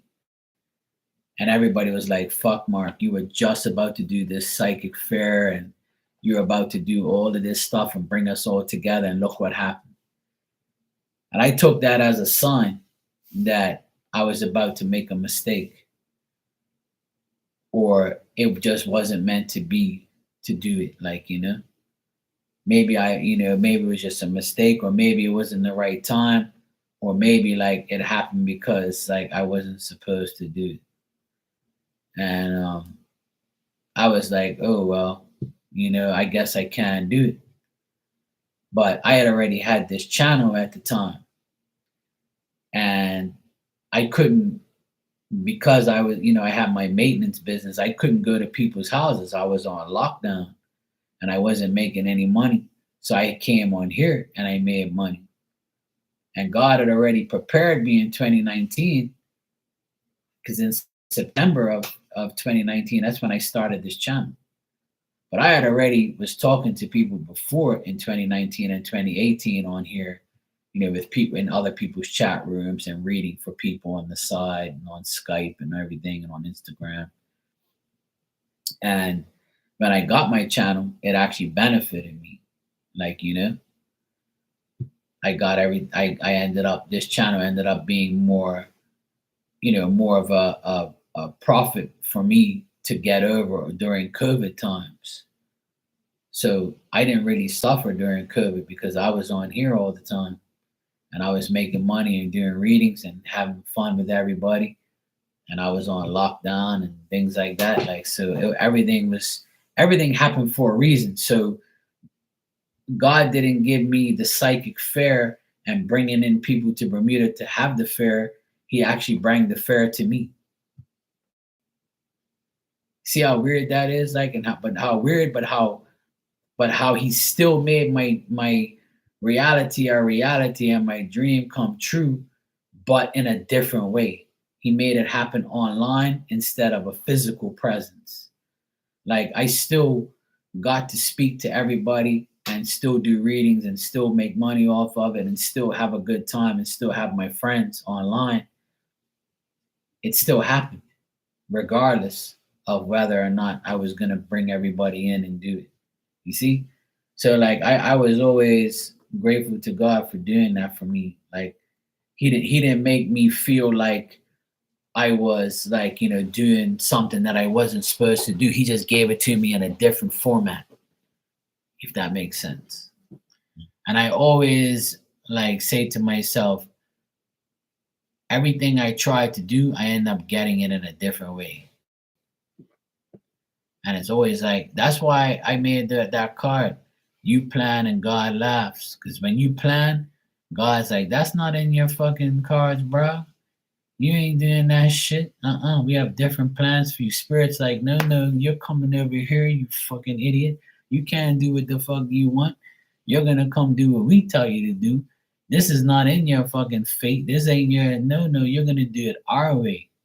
You're gonna sit behind this fucking computer and do it. You can't bring people together because then you're gonna cause an uproar. And I knew it probably would have. So everything happened for a reason.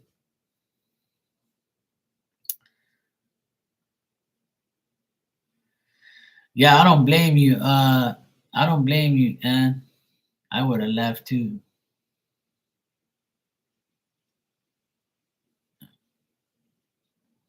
Oh hell no. COVID fucked up everything. Ever since COVID, a lot of people haven't even recuperated from COVID. People actually still think it exists.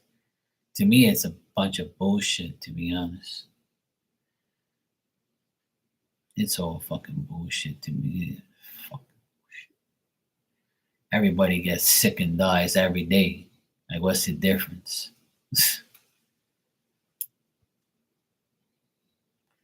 I got food poisoning, and food poisoning is bad. You almost die like from food poisoning and from the flu and from cough, and COVID is just another thing just like that. It's the same shit. Headaches, cough, sneezing, all that bullshit. Like, it's just people who couldn't handle it, never, can't handle it. Yeah, that's because your body is different. See, a lot of people don't are not immune to it. When I did get it, and it was like it wasn't as bad as everybody said, like to me. Because everybody's different. Everybody's body is immune to things differently. See, my body fought it off within a week. Within a week, I was back to normal. And it didn't and I never got vaccinated either because I didn't believe in that. My vaccine is Jesus. My vaccine is God. My insurance is God. My doctor is God.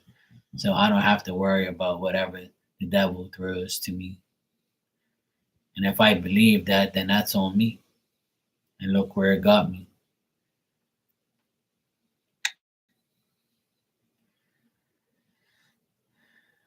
Yeah, I don't blame you. I don't blame you. I would have. I have a nurse friend and client, very close friend of mine, and she was there during that time, and she got it, but she like still worked. She still didn't care. Like, she still survived, and she was perfectly fine. Like, people can get it, and then you're like, you don't even doesn't even affect you because it's like, to me it's all bullshit. Like, because everybody gets sick, and that shit happens to everybody.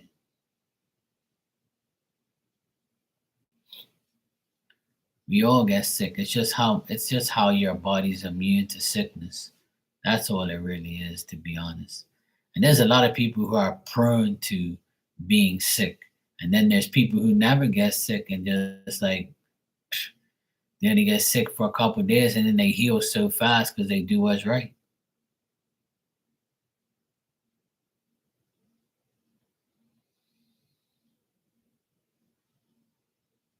Yeah, see, because his body probably didn't like accept it as well as yours or anybody else's did. That's what I keep stressing to everybody is everybody's body's different. And you're gonna get attacked by certain germs, and your body can't handle it. It's just the way it is. It's just like a woman who gets pregnant. Not every woman can handle a pregnancy. That's why they lose children. That's why they need a C-section, and that's why they pop the baby out one time, no problem, with hardly any pain. You see what I'm saying? Everybody's different. A sickness is like a pregnancy.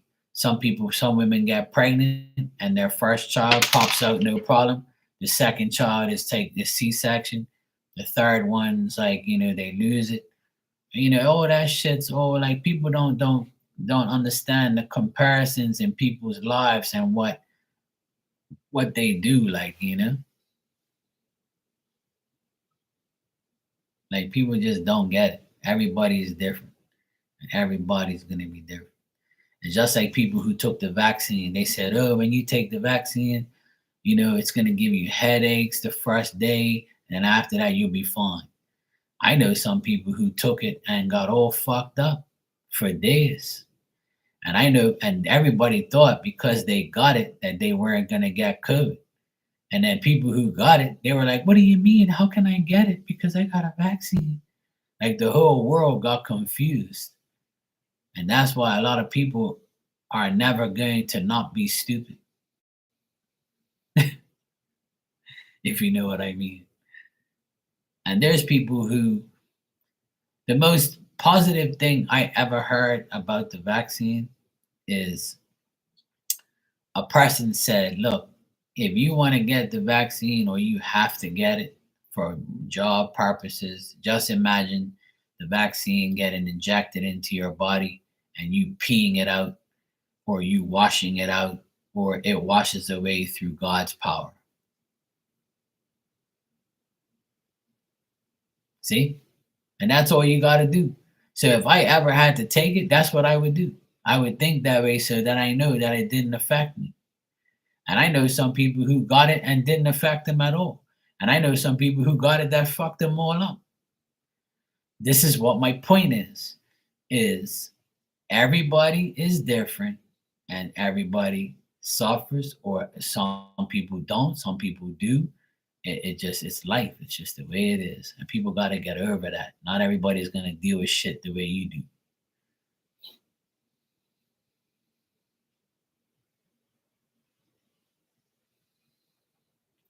Yeah, see? So I rest my case. I made my point. See, so your pregnancies were fucked up for you. They were torture. But see, look, you still had your children and they're perfectly fine. They didn't die. Thank God. But see, that's the thing, like people don't understand that shit. And some women will have a C-section, their first child, and never want another child again because they got cut the fuck open to deliver a baby because it couldn't come out of your coochie. They had to take it some other way. See, that shit there is like a lot of people don't understand what it's like to be a woman. And then people who like make fun of like women or men who want to be women, they should be fucking slapped to no end. Cause like you're just mocking a person who is like could do things other people can't. That's why I get kind of mad at a lot of things. I try not to be, and I try not to talk about it on here because people are so sensitive. But I'm allowed to have opinions, freedom of speech. So you fuck what anybody thinks. It's my opinion. That's why I don't like when like people do dumb shit like that, because you're mocking like what God put on the earth. And then when stupid women like the feminists say, oh yeah, we don't need men. How the fuck you thought you were born, you dumb bitch? Who made you? A woman or a man? Or both? What world you live in, stupid? That's why I got mad at a lot of stupid women on these social media things, talking about, oh, I don't need a man. So how the fuck you thought you got born? Who made you? A D got put in your mom and made you, you fool.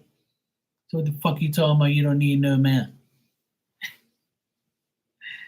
And you know that car you drive? Yeah, man made that, dumbass. You know those roads that you drive on to get to work every day? You know that money that's being produced? Old men made all that, you dumbass hoe. Don't let me remind you about life, woman. You're better off just shutting up. You don't need no man. Want me to bring you to reality? So your dad's nobody then. So your father's trash, your grandfather's trash, your brother's trash then. Fucking women. That's why some women are so dumb. They aggravate the shit out of me. And men, people in general are just dumb. You're damn right they're bitter Bettys. Yeah, they have to work. This woman came on TikTok and said, oh, I'm so mad that Donald Trump is in power because now we can't live off the government. He's going to make us go get a job and we can't live off the government anymore. I said, this woman had the audacity to say that. And that's why the government's changing, because it's people like you that live off of everybody else and don't want to work. Go get your ass to work, bitch. Fuck you think you're doing? Go to work. I tell you, they don't make women like they used to, and they don't make people like they used to. I think stupid people are breeding stupid people. That's exactly what you're breeding, a bunch of dumbass people. This generation is fucking clueless. They have no morals and values. They don't give a shit where they came from or how they came. They're always talking bad about this and that. Yeah, but the nerve to get the government's help and say, oh yeah, I don't like this government because I'm gonna have to go to work now. What? Are you listening to yourself?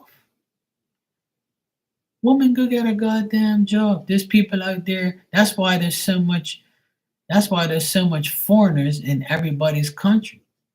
Because you dumbasses don't want to work. I said this earlier in my life, and that's what happens in Bermuda.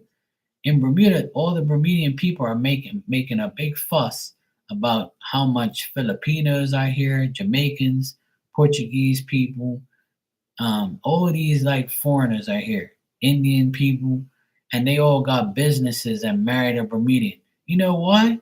Because your dumbass didn't want to work because you don't want to do the jobs that are here for you. So they have to go get somebody else. And here the government ain't writing check to stay home all day. You must be foolish. They ain't doing that shit. That's why a lot of people here are delusional, and people in the world are delusional. You know, go do your fucking job, and you won't have to worry about the things that you complain about. Can be prevented if you just do what you have to do. Take care of your own. Take care of your country and your job. There's plenty of jobs in Bermuda. Go get one. If I gave up my business right now, I can go find a job, no problem. There's tons of work here. Here, we ain't got no food stamps and all that bullshit. No way. That's another thing. Yeah, here, no. Foreigners don't get. See, foreigners get a job here, and they're grateful to have a job and to make more money than what they would make in their own country. And I know a lot of good foreigners here, right? And my mom and dad came here 60 years ago from Portugal, and because my grandfather was working for the government, they bring him in from Portugal, and he bring his wife, which is my grandma, back here. And then my grandma and grandpa had my dad and my uncle way back then, right? And 80 years ago, my dad's 81. So he was born in Portugal, and my uncle. And then they stayed in Portugal by themselves because they were old enough at the time. My dad was like 18 when he came here, and he's been here for like 60 years. So when he came here, he was here because my grandfather was already here, and he came in from Portugal 100 years ago. So my family's been here for years. So I'm not really considered, an expat or anything like that. I was born here. This is my, and I was born and raised here, and I went to the army here. So nobody can talk no shit to me. I'm from here. And I don't have no problems with foreigners being here as long as they're doing it legally and as long as they're working and they came here to do their job. And that's no problem. Like I don't find that a problem. If you come legally and you do your job that you get hired for and you want a better life, why not? Right? If it's available, why not? So when people here complain about foreigners being here working, taking their jobs, they didn't take your job. You gave up your job for them. That's why they call to get other people here because you don't want to do it. So how the fuck are you gonna complain about it? you know? Hey Justin, I'm doing good, sweetheart. How you been? Yeah, I served my country, but the army here is bullshit. I'm not gonna take like no serious credit. I wasn't out. The only time I was out in the field like was the first year, and the second and third year I was like I had like a decent role. I was like truck mechanic, bike mechanic, bike and truck and car mechanic, and I drove all the vehicles because I had like the license to do it, and I drove the colonel around. Like I had a nice job in the army. My second and third year, I was there for 3 years. My first year was hell. Second year was better, and the third year was the best. But it was mandatory for me to go to the army. As soon as I went 18, they gave me your Bermuda status and your army papers. And if you were physically fit, then you were good. If you didn't have no medical conditions or problems, then you had to go. And I was healthy, I was fine. So my doctor said, "Yeah, welcome to the army." And I was like, "Welcome to hell." But I met a lot of good people that I still talk to today. We still have so much fun, like talking about it. And I can say, like, hey, my parents came from Portugal, but guess what? I was born and raised there and I served my country. I'm the only one in my family that went to army. The only one. Because my brother got exempted because he had asthma and bronchitis, so he couldn't go. And my dad never went because he was back then it wasn't mandatory. It wasn't a thing. But my uncle served in Portugal and Angola and Africa and shit. He served in the army. And my other uncle, he went to Angola for Portugal because Angola in Africa is a Portuguese colony from Portugal. I think there's like a couple. I think it's Angola. What's the M one? Mozambique. It's Angola, Mozambique, and Tunisia, something like that. But I think they're all independent now. I think Angola still has ties with Portugal, but I'm not sure. But yeah, they went to the army out there in Africa. My uncles.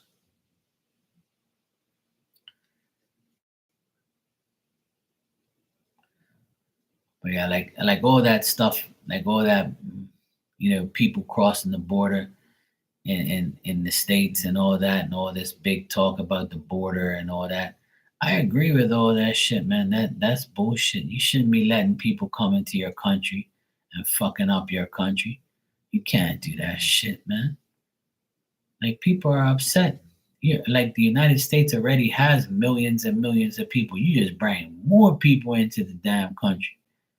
Like what the fuck is wrong with you? So hopefully it all gets like, resolved and everything gets better. But it's not just there, it's all over the world. It happens here too. There's so many like illegal people here working and shit. What it is like a lot of the Portuguese and Filipino community, they'll come here to visit their friends and then they'll work in a confined space to see if they like it and see if they'll make some money and shit.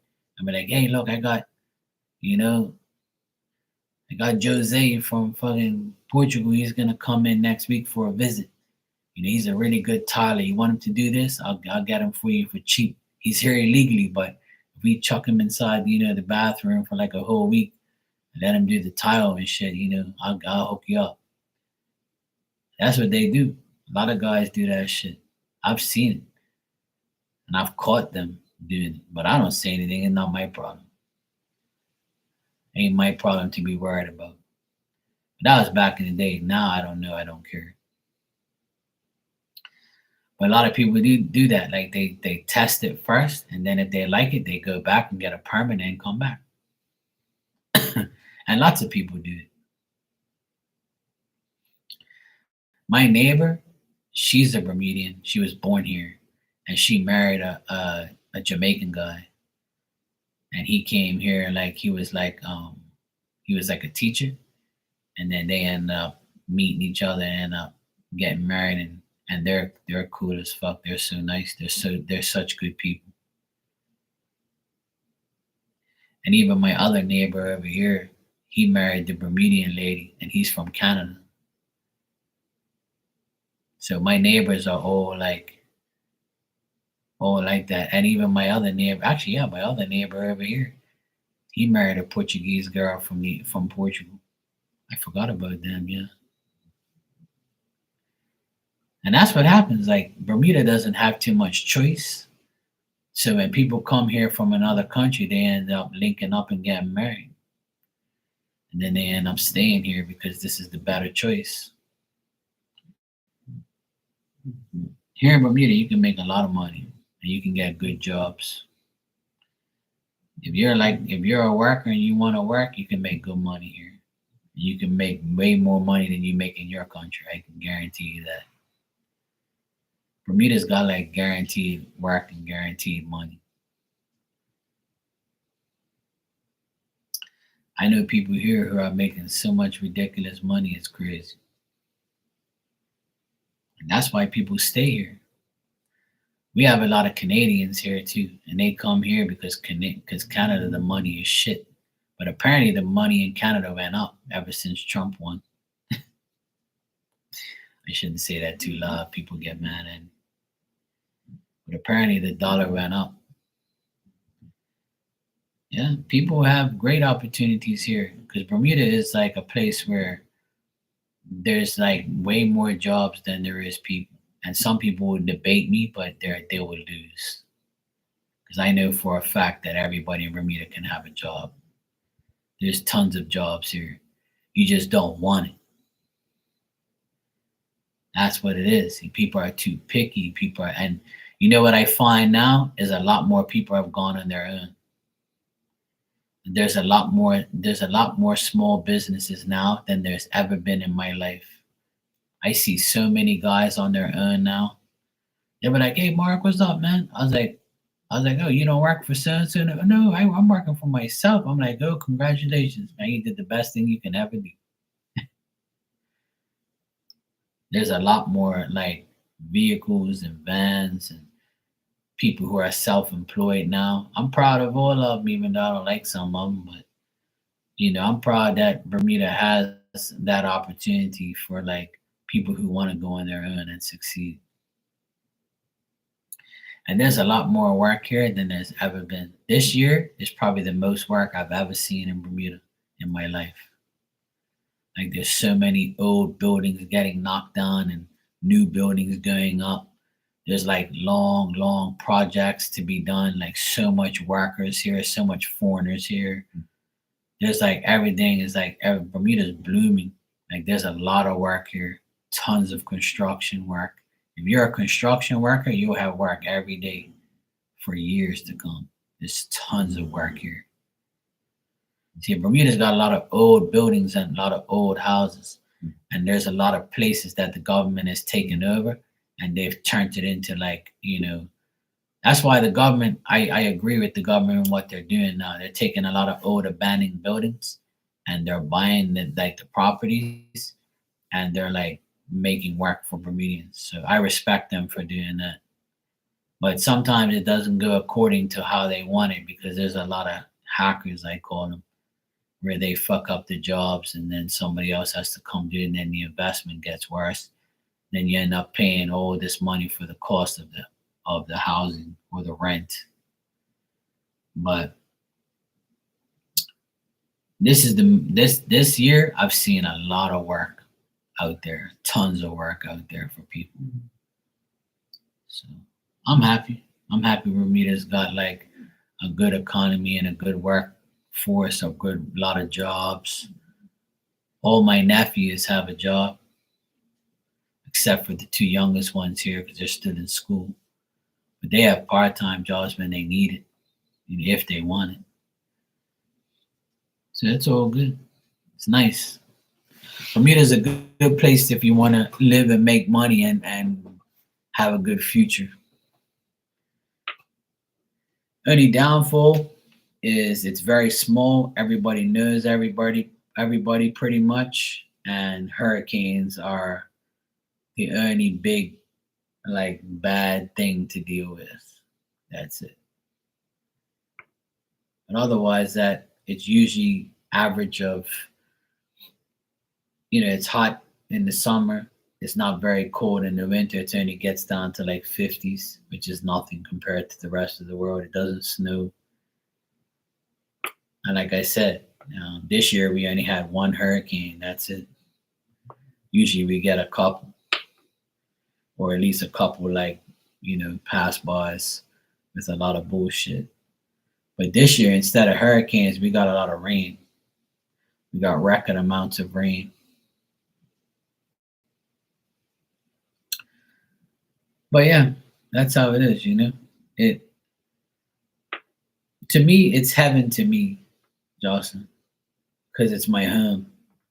I'm very blessed and fortunate and lucky to live here. And I never take Bermuda for granted. And when somebody talks shit about Bermuda, that's been here and left here, and they talk shit about Bermuda, it makes me want to slap the crap out of them. Like I'll fuck them off and tell them about themselves. I would like, I don't care if you had a bad experience here. Don't talk about my country like that. Fuck you. My country made you money. Shut up. Bermuda has provided jobs, money, and for a lot of foreigners to make their lives better where they go back to live. Bermuda has helped my whole family succeed and have money and have homes and have a good life. Even though it's one of the most expensive places in the world, it's one of the most richest and one of the most wealthiest places.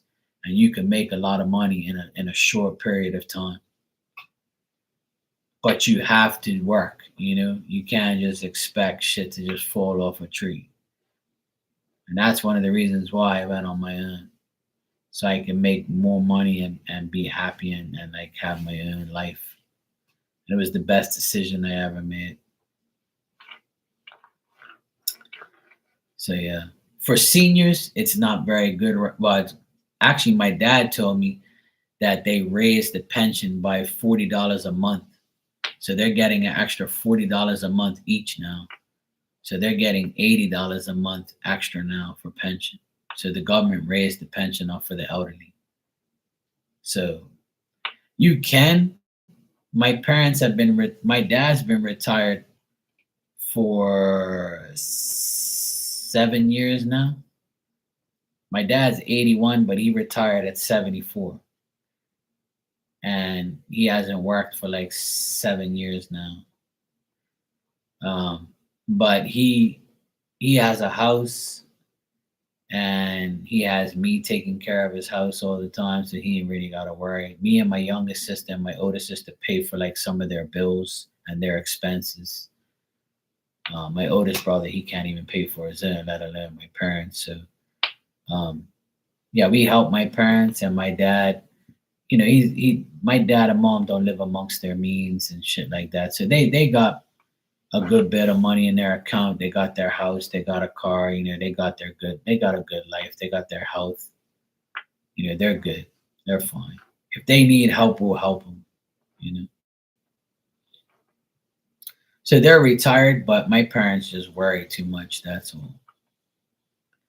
I can get $1 million and put it in my mom and dad's bank account, and they would still worry about money. They'll still try and keep as much money as they can in their bank and not waste it. That's just how they are. Like, they're just always gonna worry, which is cool. Like, people worry all the time.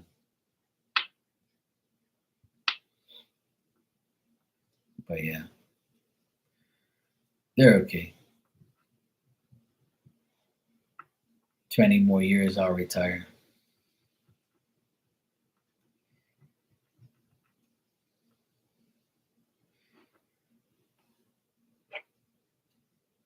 I'm good. I'll never retire really, because I'll be on here doing readings and shit. If God allows me to live to see 80, like my dad, and my dad's 81, and I look at him and I'm like, you know what? If I was his age, I'd be doing readings. So hey, you never know. I'm going 48 in February. So 30 something years from now, if I'm 80 and I reach that far, which I'm sure I will, by the grace of God, I'll still be doing readings retired and shit. I'm sure there's 80-year-old psychics out there. I'm sure there is. I just don't know. But I'll be one if I reach that age. I don't think I'm gonna work hard that much longer, to be honest.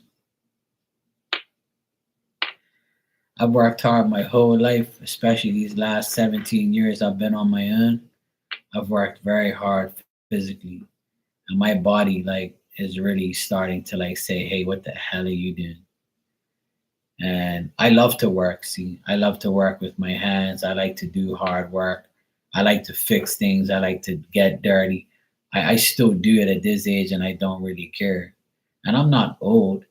It's just that I've destroyed my body physically over the last couple years, trying to make as much money as I can and always, saying yes to every bullshit job and doing it and not like,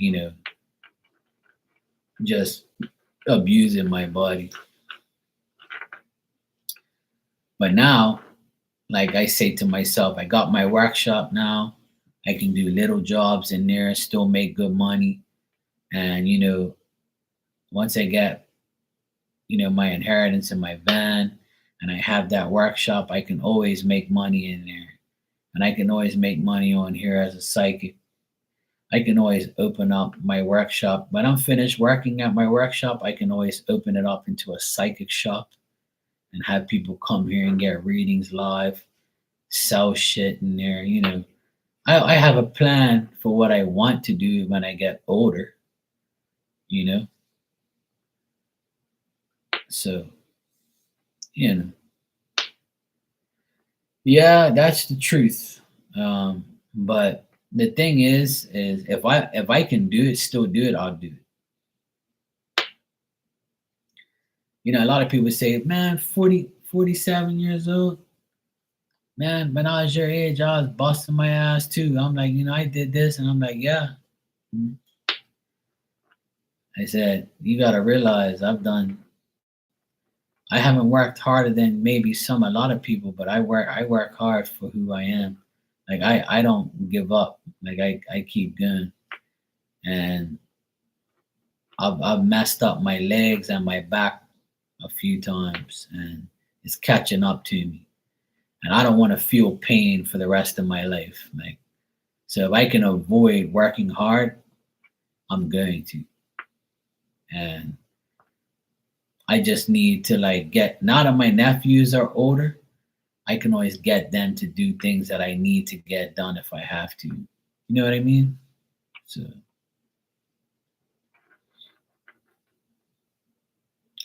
a lot of people always say that, and a lot of people say they want to start a home business but don't know what to do. Raising chickens and ducks on your dad's farm, that's cool. I like that stuff. I like animals and shit like that.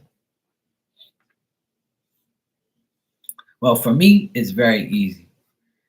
If I work from home, I'm gonna be a psychic, and I'm gonna do psychic shit because I'm good at it. And I would like to be like a life coach type of person that, people can come to me and I can talk to them about what they can do, should do, would do, like be like a life coach type of person. I would do shit like that. Like I know I can do that. And I can always do mediumship and all that stuff. Like, and, but right now that I have my workshop now, I want to do a lot of work. Like I still want to work hard, and I still want to do a lot of things that I want to do. And when I get fed up and I say, you know what, I'm going to turn this workshop into, a psychic shop, I'll do that. So I have choices, I have options. And right now I like doing both. So as long as I'm healthy enough to do both, then I'm going to keep doing it. But it's all about your desires. It's all about what you really want, because I never wanted to do this ever.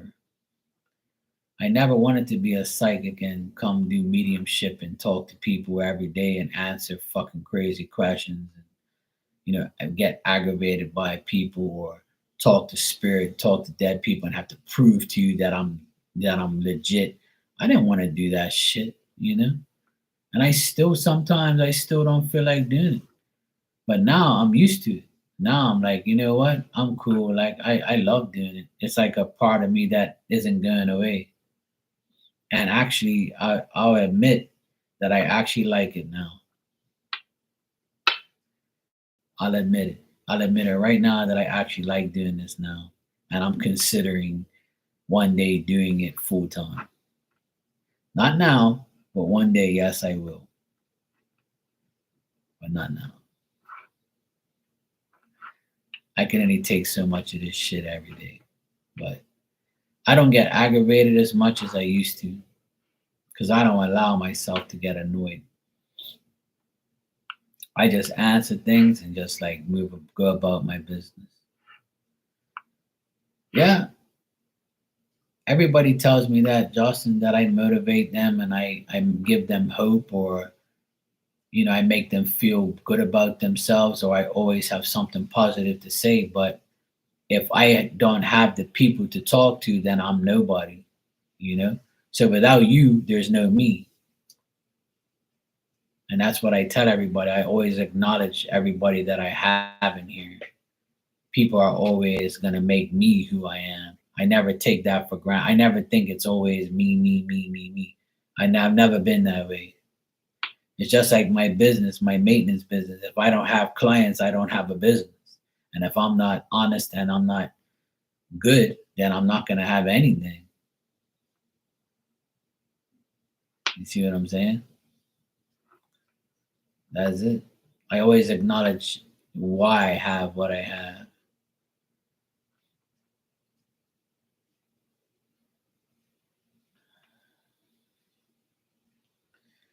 Yeah, that's how it goes, and yeah, it's a test to see if you're gonna go that route.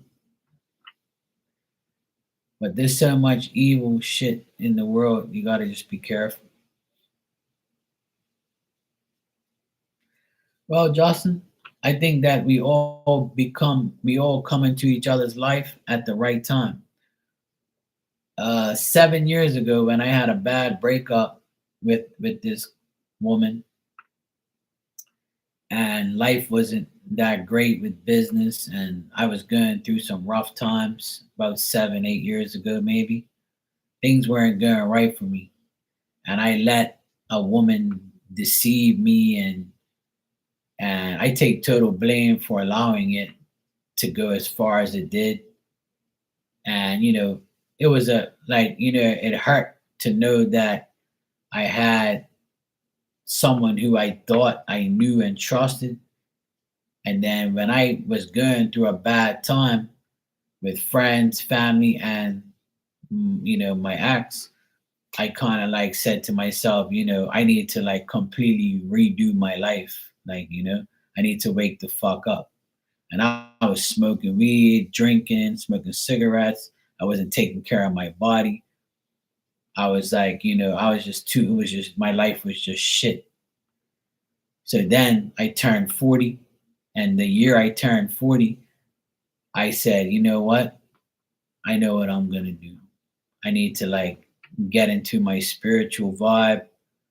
I need to be more spiritual. I need to believe more in myself, my abilities. I need to like, stop smoking, drinking. I need to lose weight. I need to eat better. I need to be better. I need to like focus on my business. Like I just had a big wake up call. And I came on YouTube and I started going in people's rooms and they were having the same issues I was having. And I ended up going into certain psychics rooms who I don't even speak to till today because we fell out because I ended up evolving more than they did in a short period of time. But I still needed them at that time for me to meet people that I still have with me today. So sometimes you got to meet idiots in order to find decent people in your life eventually. Or you got to meet people in these chat rooms who can help you evolve or help you in some type of way. Or you can meet somebody in here that you can, be a friend forever. Or you can just have like the same problem and help each other. So if it wasn't for me coming on here 7, 8 years ago and listening to people and having the same familiar, issues, then I probably would have never been here right now. So everybody on here at the time years ago when I met them, they helped me, but they always but some tried to break me even further. So I had to like remain calm, strong, aware, smart, and choose and refuse who the right people are and who the wrong people was. So and then now I've met more decent people than I ever have. Now I have like a lot of good people around me in these chat rooms now. So I have a good amount of people that I love and care about, people that I trust, people that I can hang out with and be cool with, people I don't mind helping, things like that. So now it's a lot better than it was back then. Because like you have to siphon out all the negativity and all the people that are trash. So it took a while, but sometimes even the bad ones that I dealt with helped me see the good in myself and helped me see, like, I'd meet somebody through them and then we both got fucked by that person, and then we like, you become one together and you understand that, hey, we met through a negative person and a negative situation, but now look at us. We're doing better now because we found out the hard way.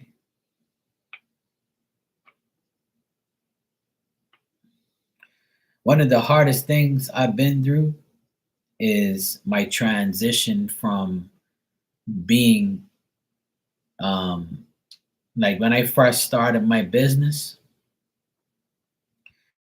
17 years ago. When I first started my maintenance business, I I had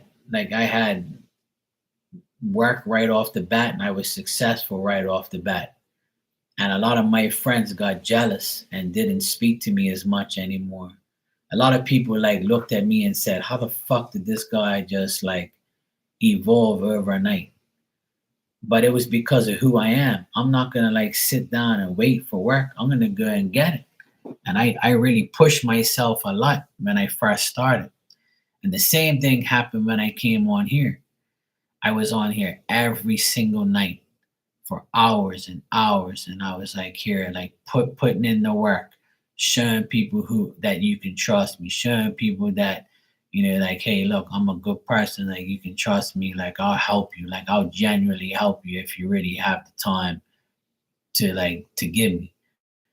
So like I always felt like I had to prove myself, but in the beginning of the processes that I take, it's always the biggest challenge because like a lot of people, they when you're the new kid on the block or you're the new person that started their business, they want to try and kill you before you start because you're coming to take some of their bread, you're coming to take some of their work, you're going to take their clients.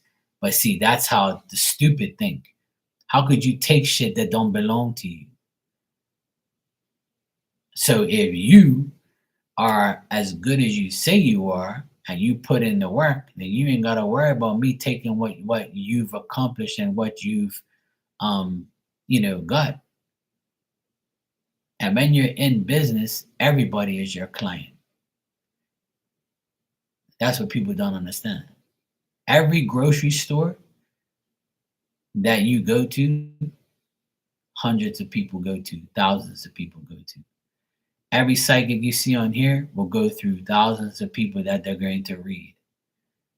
Different people, same people, same people with different names. It all happens. You just gotta understand that none of this shit belongs to you. Nothing in this world belongs to you. Because when you die, it definitely don't belong to you. So if you can understand that, you'll go far in life and never ever think that somebody that comes in your room and is your client belongs to you. It don't work that way. So when I explain that to people, they get mad. Or they're like, fuck you talking about? Even if you come in here and tell me you're the only person I talk to, I'll believe you. But if you say, hey, I go to you and somebody else, I wouldn't be offended. I could care less. I would never look at you different because I know you don't belong to me. You can do whatever you want. You can go to 10 fucking psychics a day. I don't care. It don't make no difference to me. You see what I mean? Like people don't have that understanding yet. They really don't understand that nobody belongs to you. Nothing. You just gotta be humble. Take whatever God gives you. You gotta earn sometimes what you have. And if you do all the above, you'll be successful. Just never think that shit belongs to you. Don't try and control somebody to just be with you. It don't work that way. So that's the only thing that I wish people will understand more in life. That when you see somebody come into the game, help them.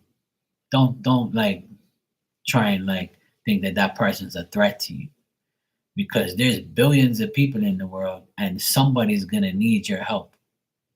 And when I'm not around, somebody else can help you. When somebody else ain't around and I can help you, then I'll help you. It's fine. We're all gonna need each other at some point in time. But that's the thing. But at least you admit it. See, at least you admit it. But see, that's like me. I I'm not the best in the world, but I'm probably the best for you. And that if that's all and that's if that's the case, then hey, great. If you connect with me more than you connect with somebody else, then that's telling you something. Now, if you connect with me a certain way and you connect with somebody else a certain way and you get the answer through both people, that's perfectly fine too. Just don't ever come around me talking about like, oh, I saw you in somebody else's room. You should belong just to me, or you should get reading just from one person. You'll never hear me talk like that because it's stupid shit. Nobody belongs to nobody. We all need each other. That's all. We all should use each other's like gifts to help each other, and everybody's gonna like understand that one day in the world. People will understand. You know, some people are gonna need me for mediumship, and then some people are gonna need me for a regular reading, and some people will never get a fucking mediumship reading, but just will get a regular tarot reading, and that's fine too. And then there's people who will come into Marley's room or somebody else's room and be like, "Oh, I need a medium." "Oh yeah, I know Mark. Mark's a medium. Go check him out." And that's how people know me through other people. And if I'm not around, I'll say, look, I'm not going to be around, but go check out Marley. Go check out Star Lotus Tarot. Go check out so and so, my friend. Go see back or go see this person. Whoever I'm associating with, I'm going to say, yeah, go see them. They do questions or they do this. If I'm not around, you can trust them because I trust them. I do it all. I was the one who started doing that right off the bat 5 years ago. When I started my channel and people would come in the chat room, the first thing I would say, hey, look, this is my friend so and so, go check him out. And people be like, fuck, this guy is nice. He's all like, he's not even hating on me. Like he's sending people my way. And what about him? Like, I'm like, I don't give a fuck about that shit. Like that don't phase me. I don't care if you're making more money than me or you're better than me. I don't give a fuck. That shit don't be. You think I'm gonna lose sleep over that shit? I don't care. I got food on my table. I'm gonna work. I'm good. I'm blessed. If I'm healthy, I don't need nothing to do with you. Hey Yvette, I got your donation. Thanks. You can ask your question when you're ready. Let me tell you something, and I used to mod for some of the best psychics on YouTube. some of the best, the most popular. And I don't do it anymore because I don't care for it. I really don't give a shit. But back in the day, it was fun. And then people used to get mad, and some of those readers used to say, "Oh, you changed your name from Marky Mark to Marky Mark's Tarot. Now you're trying to take my clients." That's what they used to say to me. And I'm like, "Are you listening to yourself? I'm taking your clients. How? You see all these people in my room getting readings? Do you? No. They're here for you. And if they come to me, so fucking what? Don't you go to multiple people too? Don't you recommend people when I'm in here?" So I started like not wanting to be in there anymore just because of my name change. Yeah. People are so fucking crazy back then. And that's why I don't do it no more. I still mod for some people, but not like that. You know? And I don't want to take nobody else's mod life because people take that shit too far. Like, I'm the head mod. I've been here longer than you. I'm gonna do it. You just shut up and let me do it. All right, sweetheart, do whatever you want. I don't care. It's cool.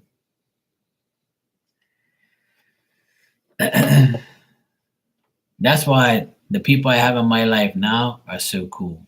They don't do that dumb shit. You know? Like Star Lourdes Tarot, Marley, Becca, my friend Rising Storm Tarot. Like those is just some of the people that I love and I care for and I will help any day of the week. And those people all recommend me and I always recommend them. There ain't too many other people I really associate with as readers on here like that. There's another woman, Amy, Truly Divine Tarot. She's cool as fuck. And my other friend, Just Bird Tarot.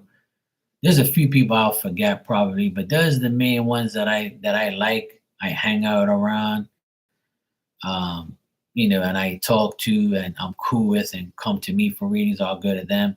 We all talk amongst ourselves. We're all cool. We don't have no beef. We're all like, those are people that I like and I associate with. Whoever you associate with, cool, whatever. I'm not gonna look at you different or whatever. If you want to recommend somebody to me, hey, cool, I'll go check them out.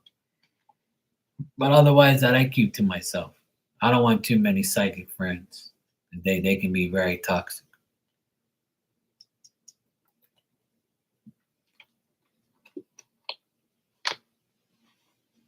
I'll never ask anybody to be their mod. I'll help them. There's two other psychics that I talk to almost every week, but they're not on YouTube. They're on like a different site, and they're like my closest psychic friends.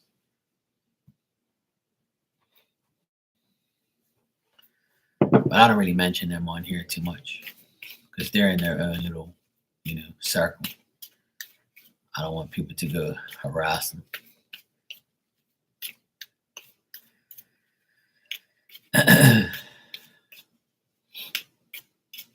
All right, Yvette, you said a mini love reading for the Aries and you. Oh, good Lord.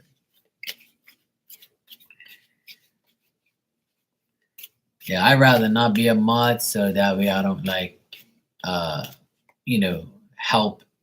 Because sometimes you can help in the wrong way, Like if I start helping at a place right off the bat, then the original mods that are there for years might be like, look at this fucking guy coming around here, modding and shit, acting like, they've been here like me. Some people get offended. Some people take that mod shit a little bit too far. That's why I don't really take it too serious. I don't really do too much.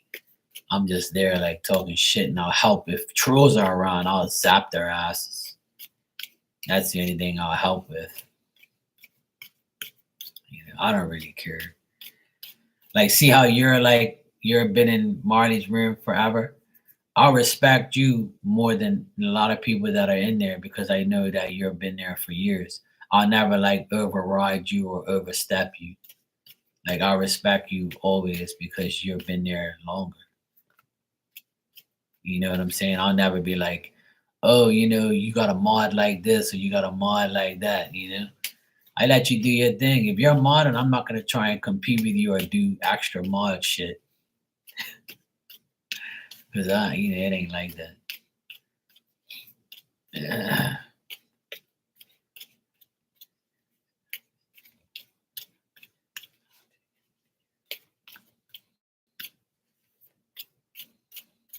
That's nice, Yvette. I'm glad.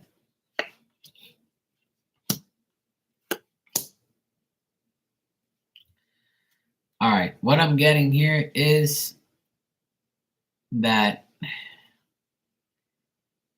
I think that he's going to continue to be brave and show like, you can depend on him. And he's like, this guy that can do things, and but you still might have like some unknown doubts about him. Like you might say, yeah, it's nice, but like don't try not to preach into existence negative shit. Like, I wonder how long this is gonna last, or you know, I wonder how long he's gonna be cool with me, or like, is this gonna like work? Like don't preach anything negative into existence. See how you said we've been opening up to each other and it's refreshing? Keep saying those things. Keep saying, oh, it's gonna get better. I know things are gonna work out. I know we're going to be together long term. I feel like, this can happen. Don't say like, oh yeah, I hope you don't fucking do some dumb shit to me. Like that's what the cards are saying. Like, don't be a negative Nancy.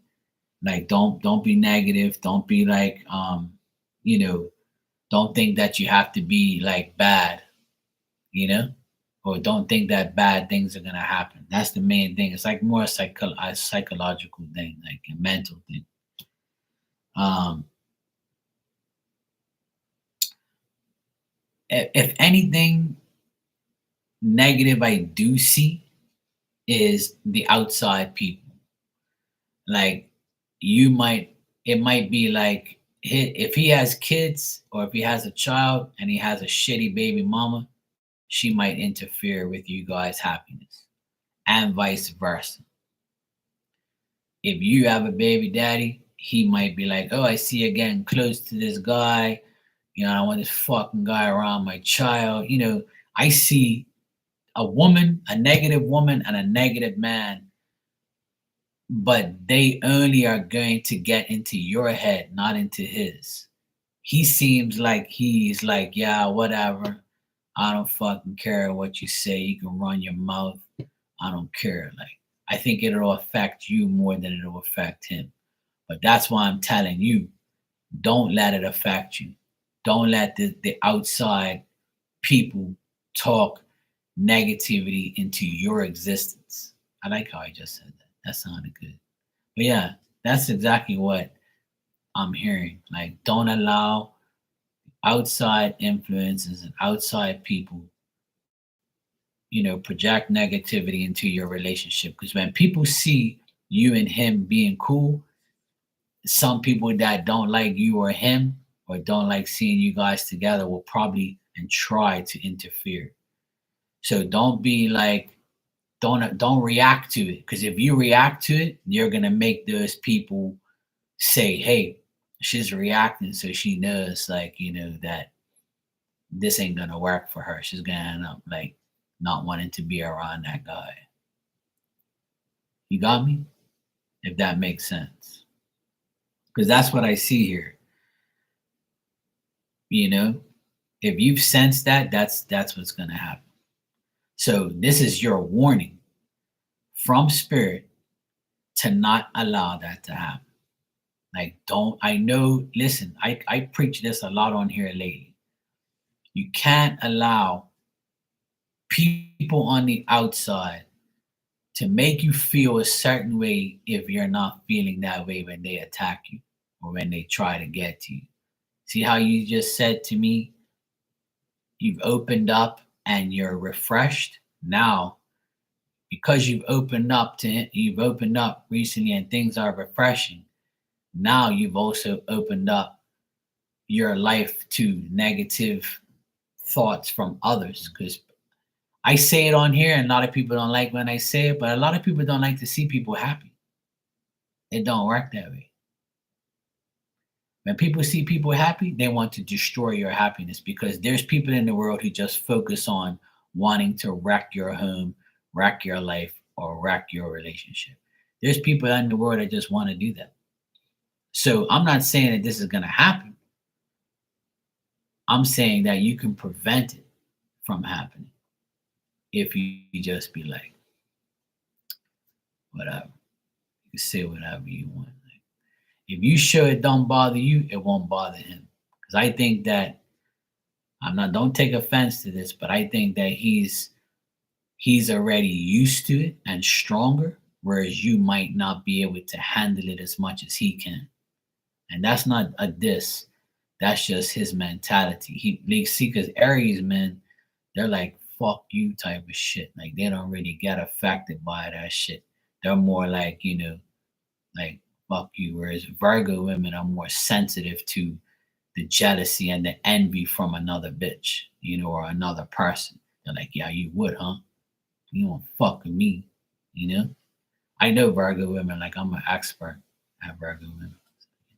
But anyway, on a positive note, I see things getting better after for the next 3 weeks, 3 months.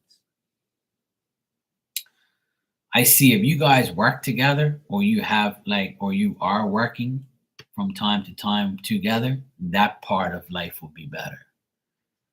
I think that he likes the fact that you have skill and you have like an ability to see things and to like he holds you in high demand. He holds you in high regard. I think that he's going to take more action in the next couple weeks towards you. He's liking the fact that you guys are getting closer.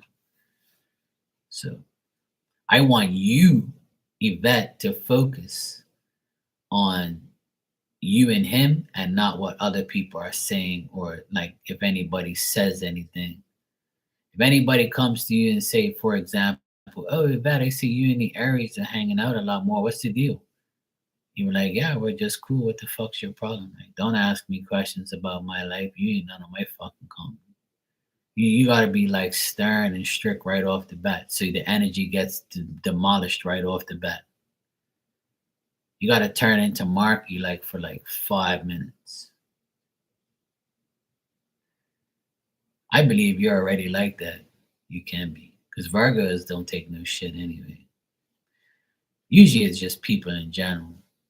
If anybody asks you about him, and if they ask you in a genuine way and they mean it genuinely, then you can answer the question. But if they just want to be nosy and pokey, fuck them off. That's what my suggestion is. Even though that's giving them your energy, but at least it's only for like a couple seconds, and then they won't ask no more. Sometimes you really gotta put somebody in their place for being nosy. And then once you do that, you ain't gotta worry about them no more. You see what I'm trying to say? If that makes sense. And that goes for everybody, by the way. Sometimes you gotta be rude when you're asked personal questions. You gotta be like, that's none of your fucking business. You're so rude. You're damn right. Don't ask me again. It's none of your goddamn business. Leave me alone and worry about your damn life. Oh my God, you're so rude. You're damn right. Ask again and see what's gonna happen. See, it's already happening to you. I'm telling you, I see it over here like that. But like they're gonna ask you more than they're gonna ask him, because I think that he's more like fuck you type of shit. Like he'll tell that people ain't none of your business what happens between me and Yvette. I think he already says that to people. Now it's your turn. So if people do try to ask, you can brush it off and ignore it, or just outright say, look, it's none of your fucking business, no disrespect, but it's none of your business what I'm doing. The less I keep you people away from me, the better my relationship will be. And every time I get myself into a possible relationship and somebody asks me, I fuck them off. I say, it's none of your business. What I'm doing with that person is between me and her. You ain't gotta ask me none of that question. Oh, I'm sorry. Oh, you're damn right you're sorry. Don't ask ever again. And if you got friends and they ask you, you tell them the same thing I'm telling you. Don't butt into my world. I'm with her, not you. Leave me alone. If everybody minded their own business, we'll be in a great place. But unfortunately, that's going to be what you're going to have to go through in the next couple weeks. But I don't see nothing bad. I just see bad people that might be, jealous of you being with him. You know, you know how people are, man. And I said this one time when hearing a woman debated me. She don't come in here no more, but she was like, "How could you say that? People aren't like that." I'm like, "Yeah, you're not living in the world long as me, sweetheart. You're a lot younger than me. You'll figure it out." And I'm sure she probably says, "Damn, Mark told me that years ago, and now I'm going through it." Welcome to the world, sweetheart. Fuck you talking about? There's so many bad people out there that never want to see you succeed or be with somebody. They might like the person that you're with and wondering why you got them and how they don't. That's the biggest problem with relationships and jealousy and envy with people is they they say, "Oh, how the hell did he get her?" Or why is she with this idiot? But that's your opinion of them. You don't know the chemistry between them. Or because they might not look like they should be together doesn't mean they don't get along. And that's one of the biggest problems in the world. That's why a lot of relationships go downhill, is because people let people into their lives. That's why, unfortunately, a lot of women are like that. A lot of women let other women provoke them to leave their man or to not work it out because they're like, "Yeah, girl, you need somebody better than if he ain't doing that for you, you should be doing this, you should be doing that." Those are the ones that ain't got nobody.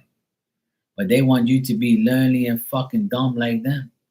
Meanwhile, you got a decent man. They're just trying to make you think like he's got to do more for you than because they're telling you what they think. But ask them why they ain't got nobody and why their lives are all fucked up. So never take advice from dumbasses. That's just my advice to you, to everyone. Don't listen to your friends. Listen to this in here. Listen to your heart and know what you're doing is right, not what some hoe is telling you what to do or some jackass that don't have a clue. That's why a lot of women have problems because they listen to their friends. Yeah, girl, he needs to go buy you some Louis Vuitton. He needs to go down on you every day. He needs to show he's dedicated. If not, you better leave him. Some other man will. Bitch, what world you live in? Fuck you talking about? Since when you was Queen Elizabeth the Eighth? Even she didn't get it like that. How you talking about? Fucking delusional ass people. People want too much. That's my opinion. Women and men want too much in their relationships. Too damn much and not do nothing in return. That's why one of the reasons why I'm single. You want the world, do you? You want all of that, do you? Okay. Good luck. When you get it, let me know if they got a sister.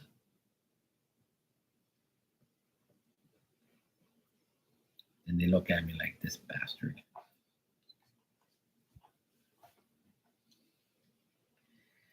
Sometimes being single is the best thing in the world. You ain't gotta deal with nobody's bullshit. But if you got a good person, yeah, hell yeah, go for it. I agree. You find somebody nice, work on the connection, put in the time, put in the effort, put in the work, and if that person gives you what you give them, then it's a plus. It's a good thing. But never get too comfortable. That's my advice is to never get too comfortable with somebody because you never know what they're doing. When they're not in your radar and they're not around you all the time, you never know what those mofos are doing. You know? That's why I just always be careful. People are so grimy, and if they got grimy friends, you are who you hang around. I couldn't stand some of my ex-girlfriend's friends. They be telling them things about me, or, oh, what do you mean he don't do that? Oh yeah, oh, what do you mean he does that? Oh, you better tell him do this. You better tell him do that. Why don't you come tell me? Go tell me what I'm supposed to do with my girl. Yeah, that's why your man ain't doing what I'm doing for you. No, no, no, no. Does your man do what I do for my woman? Probably none. And don't lie. I'm trying to give advice to my woman, and your man ain't doing what I'm doing. Fuck out of here, girl. You're just jealous. Not my fault. He doesn't have what I have, or he does what I do. It's not my problem. You know what I'm saying? You've been very private about who I'm with right now, but my close friends know that I have a relationship. Well, that's good. Your close friends is cool. As long as they're not giving you advice, the wrong advice, and as long as they're not like jealous of you, then that's all that matters. Basically, the reading pretty much says like just be careful. Don't get too comfortable with like people around you. It'll work if you don't allow people to get in your energy and involve themselves in your life. You know how it goes. People just are people. Every little thing that happens now in the world, people are so sensitive. There's a lot of sensitive people in this world. If I say something on here that one of you don't like, you might never come back ever again. Or you might say, oh well, I love Mark even though he likes that team that he wears all the time. I can't stand him, but I love Mark. I could put that away. I could put that difference aside and still be cool with him. That's all. Don't be sensitive and don't be like, I'm gonna cancel you. Bitch, please. Please. But anyway, I hope everybody had a good weekend, and I hope everybody has a wonderful week to come. Hope you all have a good Manic Monday. Enjoy the rest of your Sunday night. I'm gonna get out of here. It's almost midnight here. It's 11:40. I've been on here for 3 hours. I've had a good time. A lot of good talks. It was good seeing you guys. I love you all. I hope you all have a really good week. I hope you all stay healthy and out of trouble. I hope that you all are protected and by spirit and by your ancestors and by God. And I hope that all of you make the right decisions and have a good week to come. I really do. And be productive, be honest, be brave, be confident, and do what's best for you personally. And you should have a good week. All right? And if you need to hear that again, just press rewind and come again. All right? I'll see you all tomorrow. Virgo, Yvette, Ann, Miss Bikini, Jocelyn, whoever else is in here, I don't know. Those are the people I've seen in here in the past couple minutes. I will see you all tomorrow. I'll be here tomorrow at some point in time. Probably at night, obviously. I'll be here. I don't have nothing on tomorrow night. Actually, tomorrow night I'll be on here early. Like about maybe 9 o'clock. Same time I came on today, like 8, 9. I'll probably be on early tomorrow. Because no games on tomorrow. All right. I'll see you all tomorrow. Take care.